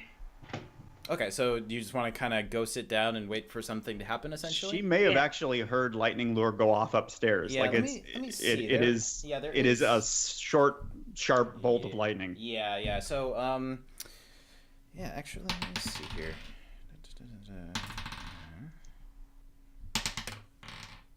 Okay.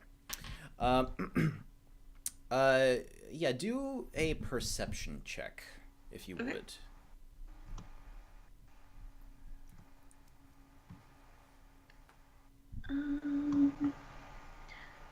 +3 to... So 14. While Doug is walking out of the front doors of the establishment, there's a bit of a pause, and everything's kind of quiet as you're just trying to figure out what to do.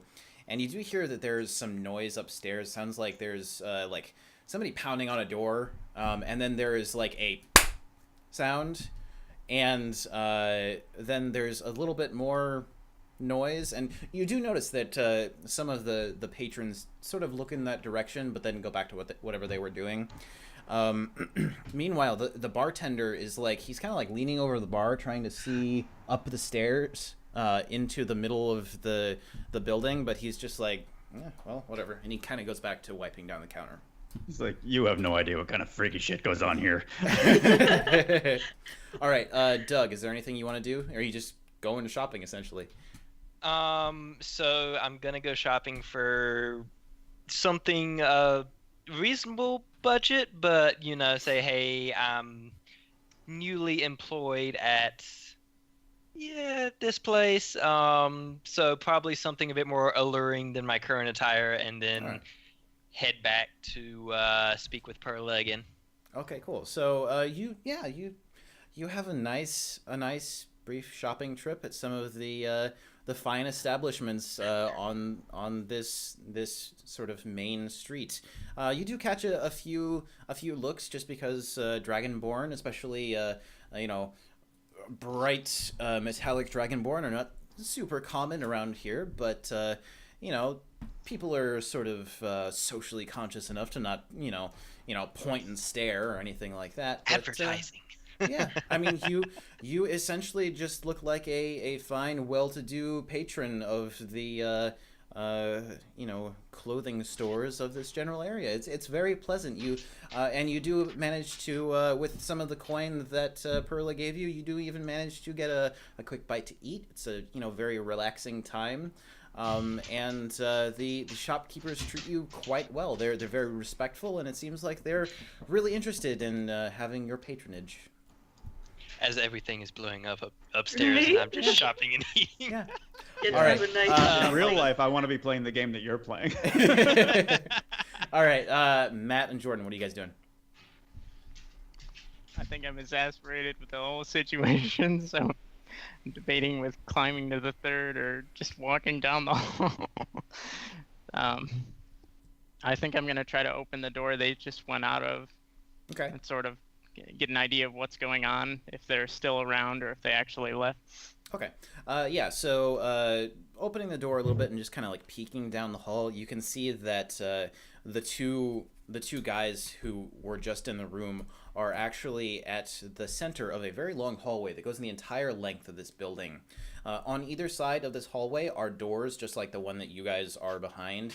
It looks like these are all doors leading into small rooms where services would take place. And at the very center of this hallway, there is a landing for the stairs that go up. And then on the other side, going in the opposite direction, there are more stairs going up. But they're essentially standing at that landing, sort of like talking with each other. And the one guy with the slick back hair who got, the lightning whip around him, essentially, he's like gesturing to his neck, and he's like, man, look at this burn, that type of thing. And the other guy's like he's gesticulating and just being like, man, that was crazy, blah blah blah. You can't really hear what they're saying, but you kind of get the impression of what's going on. So they're blocking the upper stairs or the lower? They're standing at the landing where both stairs intersect. Oh, okay. I think I'm gonna try to head back out the window and climb up to that open. Can I? Yes. Am I allowed to point out things that I wasn't there for, but that they were there for? Yeah. You could point something out. They did mention that there was a guy in a room, at a different room at like the end of the hall. So there's that. Yeah, I thought that's what he was looking for, but it sounds like maybe that got lost in the mix, and you're actually climbing up. Because here's what you can see. He was talking to you. Yes. I don't know if I was Well, he yelling it or you would have been able to hear, since you were like he was sitting on the bed and you were essentially right next to him on the floor, so you'd have been able to hear everything that he heard.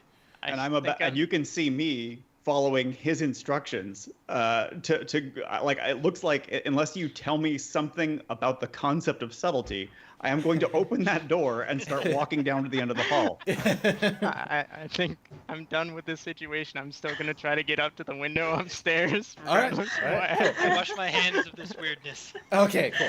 Okay, so Matt, I'd like you to just do a, I guess it'd be an athletics check to kind of like get back out on the window and start climbing up again.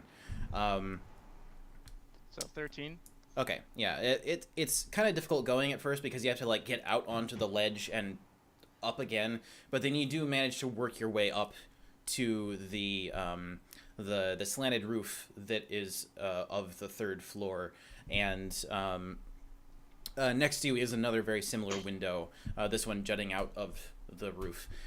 Meanwhile, Jordan, as you exit this room, you can see the two gentlemen at the center of the hallway who were just sort of engaged with you. And they, as soon as you step out into the hall, they both kind of like look down the hall at you and then just pretend that you don't exist. They just look the other way and they're just like, I like very, very clearly like wave at them full body like, and then I walk towards the room that they described just to take a look inside. Okay, so walking past them, they literally pretend that you do not exist. They're like, just this is swap meet invisibility, y'all. Yep. Watch and learn. Yeah. And Matt, looking in the window on the third floor, you can see it's a room pretty similar to the one that you were just in, except it has sort of a vaulted ceiling. Except this one actually goes the entire depth of this building. It's about 3 times the size of the room that you were in, maybe a little less than 3 times. And it has a bed along with what looks like a massage table, and there's actually there's a vanity over in one corner that looks like it has a full suite of things like makeups and oils and all kinds of other stuff. Leah, what are you doing?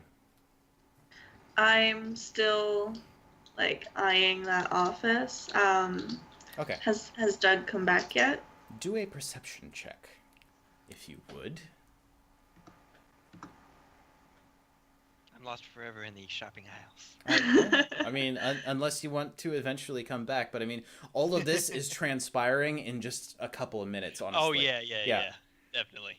I got an 18. 18. So, a couple of seconds after you see, or after you hear the sort of scuffling upstairs, you see 2 gentlemen walk to the landing at the top of the stairs. They're wearing fine clothes like the person who was holding the menu, except they're like big burly guys, probably bouncers. And just a few moments later, as they're sort of talking and gesticulating to each other, your friend, the very, very odd sorcerer who you've been hanging out with, who has been messaging you and such, just walks right by them just he kind of maybe waves at them a little bit and just keeps on walking, and just passes right by out of view. Okay. I'm gonna go and see what's going on. Okay. Because obviously that's very, very strange. Yes. Okay, so walking up the stairs, you were able to get up there without any issue, and the bouncers don't seem to really pay you any mind. They don't even really pay attention to you, aside from just like giving you a slight nod. But you can actually see that Nimbus is walking directly down the hallway to the eastern end of the building, which is essentially just above the bar. Okay, I'm gonna follow him. Okay, so what is Nimbus doing? Well, if he sees Bryn, he'll stop, turn around, and say, well, actually, do I see her? Because, do a perception. Or actually, what is your passive perception? It is... Ooh, passive, I do not... Let's see here. That is going to be a 14.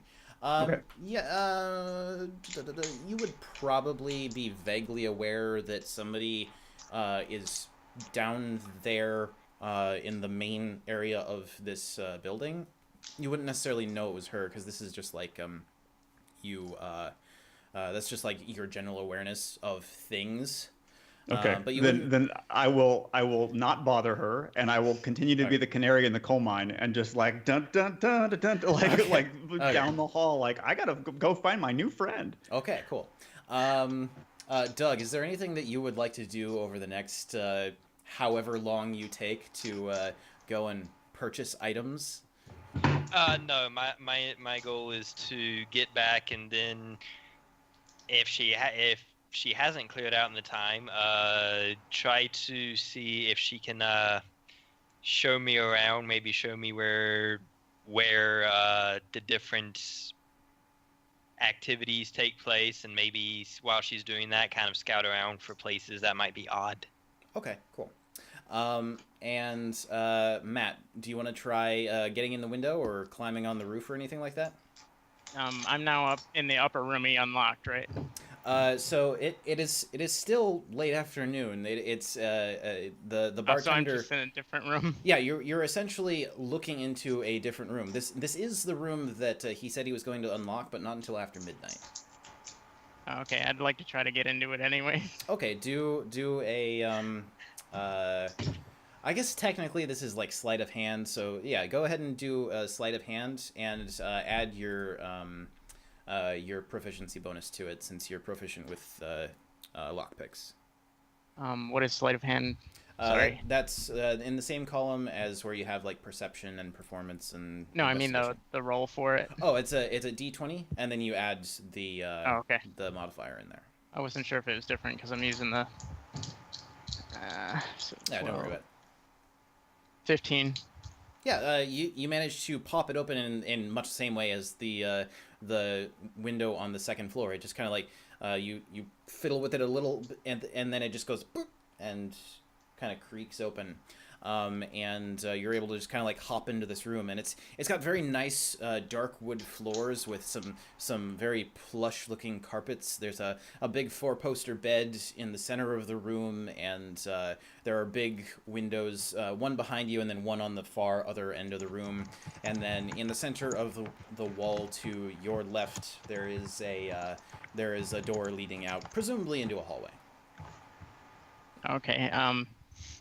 Now you said there's just that makeup cabinet is pretty much the only other thing in the room. Yeah, I mean, it looks like there's a massage table or something like that, and there's a couple of like couches with big poofy pillows and such. Doesn't look like there's anything necessarily suspicious at first glance. Okay, I'm still gonna be kind of pissed from earlier, so I'm gonna start a fire in that makeup cabinet. Okay. Yeah, and I mean, with you're pretty proficient at starting fires with like flint and steel and stuff. So. And I have the Explorer pack too. Yeah, so. yeah. So you'd be able to pour out some of what look like some massage oils or something onto this sort of this vanity thing, and just like. and it lights up pretty well. It Holy starts, shit! it Roll starts to going, escalate. It starts going a little slow at first, but then this vanity just catches on fire, and you can see that while it's not spreading super quickly, it is turning into a pretty good inferno over there in the corner. I'm gonna Oh try to dear. climb back out to the room I was in before downstairs. Okay, do another athletics check. Because you're now sort of like hurriedly climbing out the window and Oh, trying to climb down before the fire engulfs you. Oh boy, 8. So you sort of hanging on to the edge of the roof, you try to get your foot onto one of the footholds that you had before, but it slips a little bit, and then you start to tumble through the air. Jordan, what are you doing? Well, is there any chance that I notice that? Because that would change my action. If not, then I just keep on moving. Do a perception check. All right, I will. I mean, you would be generally paying attention to your environment, but mostly you'd be looking, down the hall. But Yeah, I mean, I just left a room that he was in, and Yeah. everybody in the world is my best friend. So I'm really worried if I knew that something had happened, like if I happen to look and I see a guy just like I would go over to the window. Okay. That's not great. I rolled a 9, so 13. yeah, I mean, as far as you are concerned, he's essentially just hanging out right outside the window back there. You really couldn't say what he's doing aside from that. I just say he's probably fine to myself and keep open the door. I want to know who's in there. All right, Leah, what are you doing? So I'm still following Nimbus, Yeah, and I kind of he's I want he's to. maybe 10 paces ahead of you. Okay, so he's not far. So I kind of speed up to catch up to him, and not really paying attention to anything else, and just kind of like, what is going on? So I get to him, and I'm like, just kind of ask what happened, because last I knew he was outside sending me weird messages while I was waiting and relaxing. So yeah, just gonna try and figure out what was going on. I look like I'm ultra happy to see you. I put both my hands on your shoulders and say, 100 electrocuted sheep. And I just kind of like give him a look. I'm like, what happened? He's down the hall. He's this way. Those 2 gentlemen told me where to find him. And I'm like, him? Like, I have no idea what's going on still. I point, indicating the 2 goons that are like studiously looking anywhere but at me. One of whom is probably still like vaguely smoking. Yeah, probably a little bit. Yeah. So I give up asking questions because I'm like, this is not getting me anywhere. And I'm like, okay, just show me where him is. And I say, right there, and I point to the door at the end of the hall that the fellow described. So then my next action would be getting to that room and seeing what's going on. But I still kind of want to keep an eye out to check and see, like, if Doug has come back or if the woman has left the office, even though I know it would be kind of hard to see from where I am. All right. So I'm still kind of trying to... So you would be currently in the hallway and not able to see like the lobby area. So Okay. yeah, you wouldn't really be able to perceive any of that stuff. Okay. So Doug, So then I'd just be is there going any- to the room. Yeah. Doug, is there anything you want to do? Any sort of special action? Any special equipment you might want to acquire?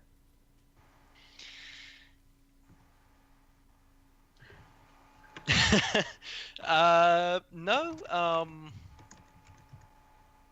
I mean, I can think of things, but nothing that. I mean, out of character, I can think of things. I can't think of anything that me as Sayet would Okay.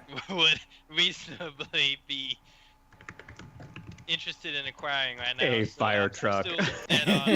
Yeah, Yeah. smoke bombs and It's not my fault. poison. I'm gonna hit the ground if I'm not. All right. I'm still heading back towards the establishment. Okay, cool. So I will say you're on a bit of a longer timeline than the rest of these folks. Yeah. Just as I'm matter of course. out of character. I'm hoping the place isn't in flames when I get back. But All right, and nobody else knows there's a fire. So yes, and speaking of Matt, let's get back to you. So I need you to do an acrobatics check to hopefully either Save land on your myself. feet or catch onto a ledge or something. Oh, phew. Where's my acrobatics? 22. All right. So, luckily, through all your years of training, and all of your sort of engagements in your adventuring work, you do manage to sort of flip through the air, landing on your feet. However, it's still a very long fall. You've just fallen about 30 feet straight down, meaning that despite however well you land and however well you roll as you land, you are still, unfortunately, going to hit really freaking hard. Because, I mean, honestly, you just fell 30 feet. So as you fall, you do land pretty well, and you take 8 bludgeoning damage as you just kind of do a kind of cool superhero landing, but then just keep landing and keep landing and keep landing until you are almost flat on the ground. Sort of rolling onto your back, groaning in pain, just because that's what happens when you fall 30 feet. You sort of look up and see that black smoke is billowing out of that window now. All right. So, Jordan and Leah, what are you doing? When we get to the door, is it locked or can we just open it? You try the handle, and it seems like the door is unlocked. Okay, so I want to walk into the room. Okay, so walking into this room with your rather peculiar friend just behind you, it's very dark in this room, and there is a strong smell of sweat and of it almost smells like someone tried to cover the smell of like sweat and body odor with some sort of perfume or something. And it's very dark. The window is covered with sort of blackout curtains, and in the middle of the room there's a bed very similar to the one that you were just sitting on and having a friendly conversation on. And laying on the bed, strapped to it, completely stark naked, is an old gentleman, probably in his 70s. The bed around him is drenched in sweat, and there is a woman in the corner sitting at a writing desk similar to the one that was in the other room, who looks up as soon as you walk in. And you can see that this woman is in dark-colored leather armor. She has 2 knives across her chest, and leaning against the writing desk next to her is a very large and imposing scimitar. And at this point, she looks up at you in mild confusion, and then stands up and goes to grab at her scimitar. I'm realizing now that just walking into a random room in a brothel probably wasn't the greatest decision. Because you can walk into anything. Decisions were made. There's no going back now. I know. As soon as I opened the door, I'm just like, wait, that's not a good idea. Okay, so do I recognize the woman as She the is. one She is the I same had one. Dragonborn's BFF. Yeah, she is the same one that came in with Lord Cleggborn into the Adventurers Guild. So I have what is it? I have a short sword, so I'd reach for it, but I wouldn't draw it just because I see she's reaching for her weapon. So I go to place my hand on my own to prepare myself for whatever is going to happen.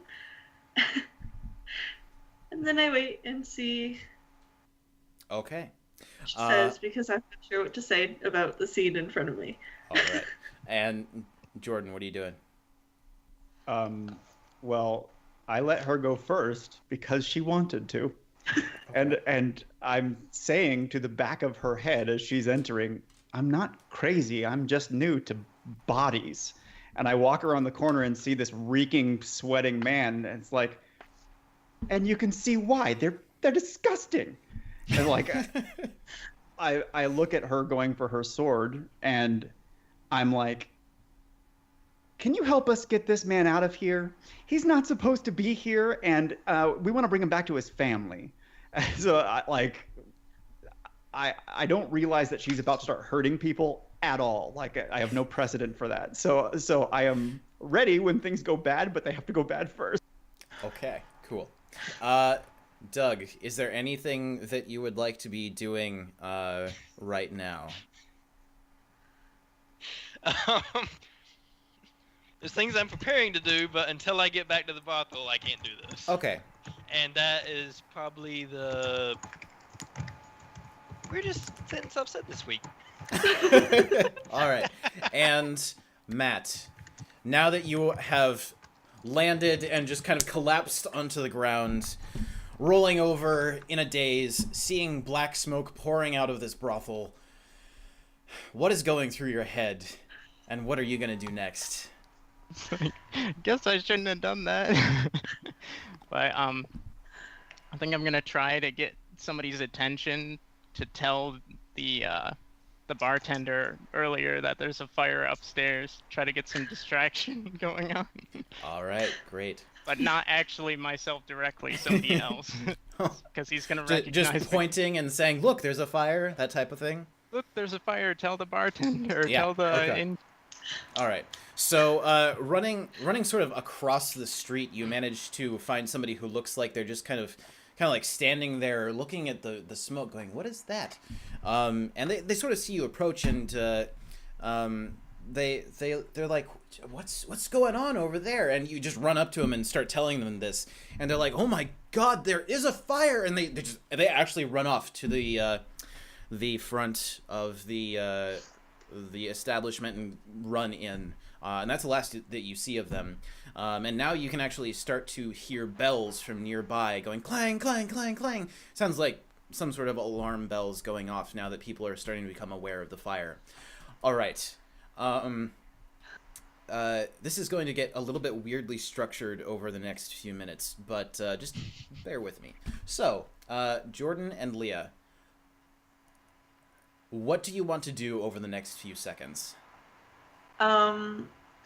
I want to wait and see what her reaction is, because I see I see her reaching for her weapon, and I'm gonna put one hand up and to kind of try and convey, like, look, I don't want to fight, but I'm still keeping my other hand on my sword just in case. Okay, and Jordan?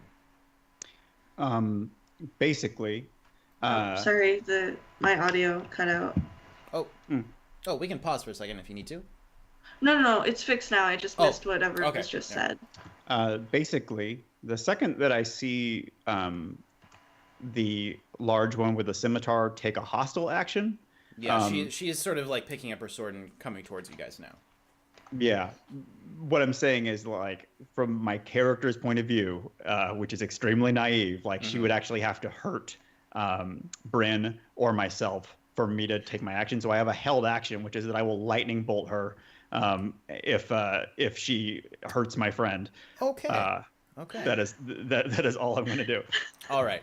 So, in that case, over the next couple of seconds, you can see that she is walking towards you, but she is being cautious. She is holding up her scimitar in one hand, and she has another hand ready to grab at one of the daggers that are strapped across her chest. And she sort of walks towards you and just sort of snarls, "Leave now, and nothing bad will happen." What are you going to do? We will. Cut the ropes. We'll take him right out of here and out of your whole life. I'm thinking I'm going to try and usher Nimbus out of the room and leave so that we can later, so that we can regroup and go into it knowing what's in the room and as a group rather than just the two of us. Okay. But obviously keeping an eye on the room to make sure he's not being taken out. Right. So you want to kind of like back out of the room, trying to be essentially defensive. Yeah. Okay. So, like I said, this is going to get a little weirdly structured. So over the next few minutes, a few things happen. One, you guys start to smell smoke. You start to hear people down in the lobby yelling and screaming and saying, "Fire, fire, fire."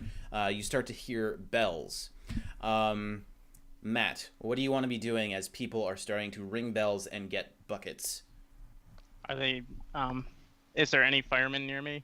There aren't any like firemen per se, but there are a lot of people who are like coming out of their houses with buckets full of water. I think I would. Has anybody run in to yell at the establishment? Yeah, the guy that you talked to, and it looks like he might have run out already, but there are a lot of people leaving, so you can't really tell. Okay, I would like to check in the entrance, like where that bar area was, to see if I can get up to the second floor without anybody noticing. Okay, so running in there, you're able to kind of join a bunch of other people who are running in with buckets, just sort of insinuating yourselves with them. And as you watch, you can see that a lot of people are running up the stairs and going up to the third floor. Meanwhile, Doug, after a couple of hours perusing shops nearby, you haven't actually noticed that there was a fire nearby because, you know, these buildings are very solid, and a lot of the shops have, you know, lots of plush covering on the walls to make them seem more homey and warm and inviting. So you might have heard a little bit of commotion as someone, you know, opened a door or something and little bit of noise in, but you probably would have just chalked it up to the fact that, you know, it's just noisy outside and it's really nicely quiet in here. And, you know, getting measured for some new clothing, it's a pretty relaxing atmosphere. Someone actually brings you a glass of champagne while you wait, and this tailor is measuring you and such. Oh man, and I'm just like, oh man, I could get used to this. Yeah, it's very, very nice. It's actually a lot more plush and pampering than you would normally expect in your day-to-day, but you know, things are looking up for you in the Adventurers Guild right now. I mean, you could get used to this. Thank you for joining us in this 5th edition game of Rosé and Retail. Yes.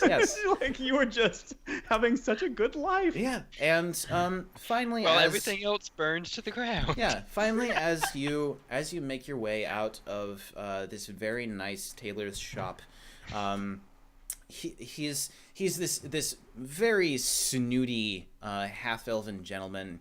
And he actually like pecks you on each cheek, or as much cheek as a dragonborn has, and he's like, "Please come back soon. I would love to measure you again. I've never measured a dragonborn before, and oh, it is a dream. It is a challenge. It will be my artistic masterpiece." And he just like kisses your hand and lets you go out the door. And as you leave with you know, a couple of bags on one arm and a hat box in the other, you start strolling down the street and you notice that there's the smell of smoke in the air. And over the next few minutes, you come to the realization that the building that you were going to work at is well, the top floor is has largely been reduced to blackened timbers, and it looks almost like a black rib Like the cage entire up there. top floor? Not the entire top floor, but a good portion of the western end. Smoke still fills the air, but it seems like the fire has been brought under control. It's a little bit shocking seeing this, but you know, bad things happen during adventures. Now, Jordan, Leah, Matt, what are you guys doing over the next few seconds? You're sort of intersecting now. Yeah, so Matt's gotten to us? He is actually heading up the stairs, essentially towards where all the other people are going, just to kind of like insinuate himself in the crowd and figure out exactly what's going on, right? Okay. Yeah, trying to head to that room. All right. So... The one they mentioned. Okay. Okay, so he's trying to get to us. I would be looking for him. Okay. Yeah, and as you guys are coming back to the center area where the stairs come up, you can see that lots of people are rushing past, holding buckets of water and running up the stairs. And through this press of people going upstairs, trying to like lift buckets up and pass them to each other, you just see your friend kind of casually walking up the stairs and being like, "What's going on here?" So I would explain to him then what I saw in the room. Okay. Because we don't know for sure if that guy is the one we're looking for, but I would, assume. So I would tell him then what happened, and then I'd ask him if he knew what was going on with all the people with the buckets, because I'm like, is something on fire? What's happening? Yeah, neither of you would know that there is currently a fire. Yeah. I mentioned nothing about the fire. Just like I didn't do anything. So we don't smell it. Maybe over the next couple of seconds you would start to smell it. Yeah. So over the next couple of seconds, explaining these things. I mean, seeing people passing buckets up, it becomes pretty clear there's a fire somewhere. But then you actually start to smell the smoke. Okay. Now, so I want all of you to do perception checks. Oh, I don't see shit. Well, yeah, Doug is currently he's shopping right now, and he's having a great time.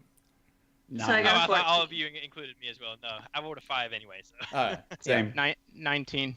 19. I got 14. 14. So the two of you who actually got semi-decent rolls, no offense, you actually hear a door slam behind you. And Matt, looking down the hall past your friends, you actually see the woman who came in with Lord Cleggborn before has stepped out into the hall, holding a scimitar in one hand and looking very angrily at your group. It's a bit of an unexpected development as far as you're concerned. You didn't have any idea that this was happening. But now she starts to walk directly towards you in a very threatening manner, holding her scimitar. Doug, over the next few minutes, you get a little bit closer to the Hare's Burrow and take a look at what's going on, and do a perception check for me, would you?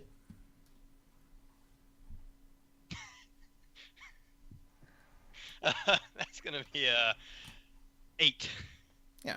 I mean, it's a little bit shocking seeing this building that was, as far as you know, very recently entirely whole. This is why we can't have nice things. Yeah, it's strange, the idea that something like this would have happened. What is going on here? Was there an accident? You don't know. As I come up to the building, I'm just like, internally, I'm like, oh dear Bahamut, what did they do? Yeah. And externally, I'm going to. I see buckets being passed, right? There are still some buckets being passed, but most of the fire is contained now. Whatever is still smoldering, I'm going to like putting the shopping bags I have like near the door because I figure people will be too worried about fire right now. At least I hope so. I'm going to because I'm still trying to like my first thought is, oh God, I talked my way into this and then there's fire. Oh my God, they're gonna suspect me. So my first thought is preserve the cover. So I'm gonna start using prestidigitation on whatever fire is still left, like very visibly, like putting out sections of fire. Okay. Which it does say I can light like up to a lighter snuff up to a small campfire, and I can do like 3 of those at a time. So I'm just like fighting the fire. Okay, cool. Preserving the cover. Okay, so I want the rest of you to each roll a d20.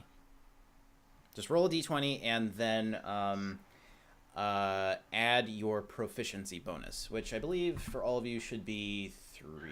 Yeah, so it's going to be 3 for all of you. So just roll a d20 and add 3. Total of 18. Yeah. 18? 7. 7? 7. 7. Okay. All right. So, Doug, as you start to walk into the building, you see a few things. First, you see that there is a bit of smoke damage in the stairway up above, just above where Perla's office is, but it doesn't look like it's too bad. You also see that there are a few people who have like some soot and some small burns, but it seems like most people are in good shape. But then coming down, as you sort of walk up, trying to get to where the fires currently are, you see coming down the hall from your right a group of 4 people. Your friends and one very old gentleman wrapped in sheets.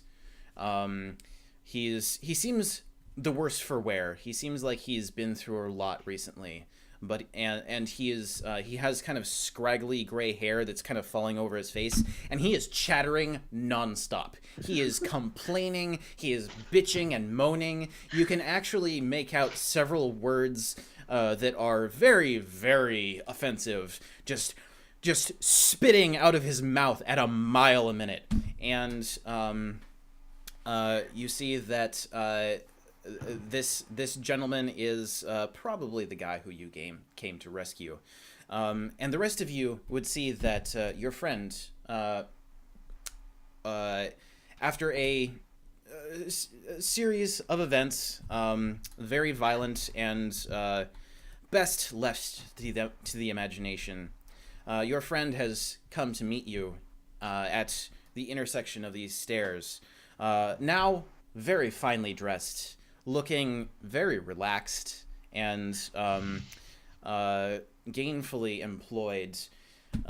You stop and regard each other, and the old gentleman hanging between you, barely able to walk, with scars on his wrists and ankles and just a bedsheet wrapped around him haphazardly, still cursing at the names of both Lord Cleghborn and Lord Vexler, pauses just long enough to take in the scene before him, not realizing before that there was a fire.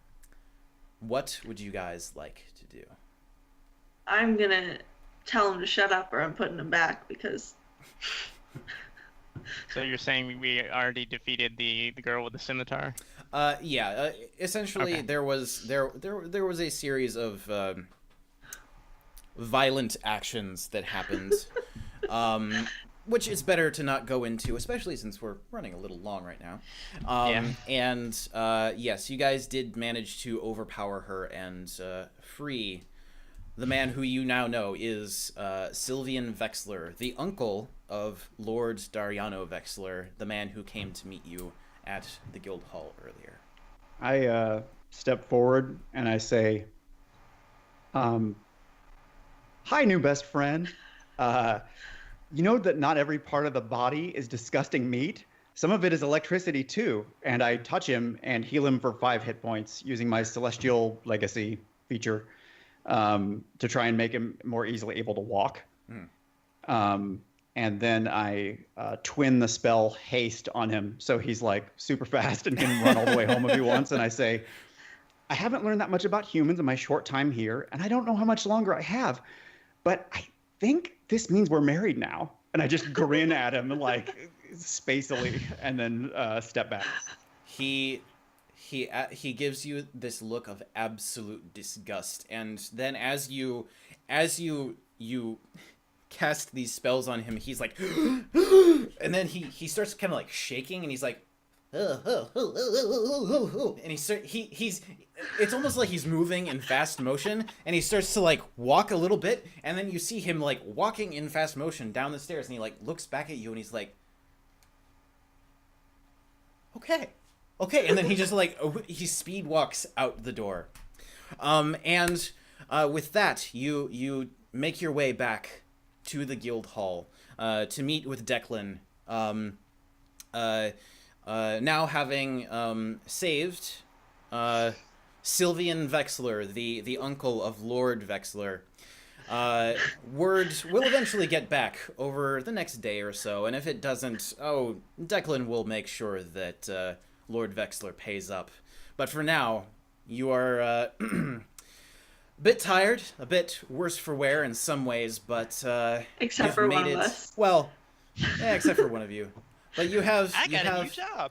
Essentially made it out alive, and one of you, yes, does have a new career path open to her, if she so desires. Something that could be very lucrative, very comfortable, and very pleasurable for lots and lots of folks. Yes. Join us next time for Dragonborn Nights. We saved more this like guy. Dragonborn Nights while trying to investigate secret, because a lot of stuff was insinuated, and it's like, oh god. Yeah, well, that's Sweeps Week.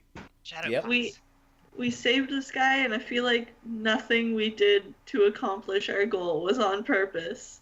It was just a whole bunch of... Nope. As it goes with D&D. And with that, I think we'll leave it for tonight. So thank you guys so much for playing. I know that things don't always go as they're meant to, or as you think they will, but that is absolutely my favorite part of playing D&D. Yeah. I hope you guys... Yeah, I hope you guys had a fun time. I know that we kind of skipped over some stuff and delved a little too deep into other stuff, but once again, D&D. D&D is weird and fun. So I hope you guys had some fun. I had a ton of fun, and I hope that those watching had some fun listening and watching. And I will see you guys later. I hope you're able to join me again, because this was just fucking peachy for me. Thank you for running. This was one of the best sessions I've ever had. It was awesome. Great. Well, thank you guys. Thanks for doing this and having us all here. Like, I had fun. Yeah, it was absolutely great for me. So thank you so much, and I think that's a wrap.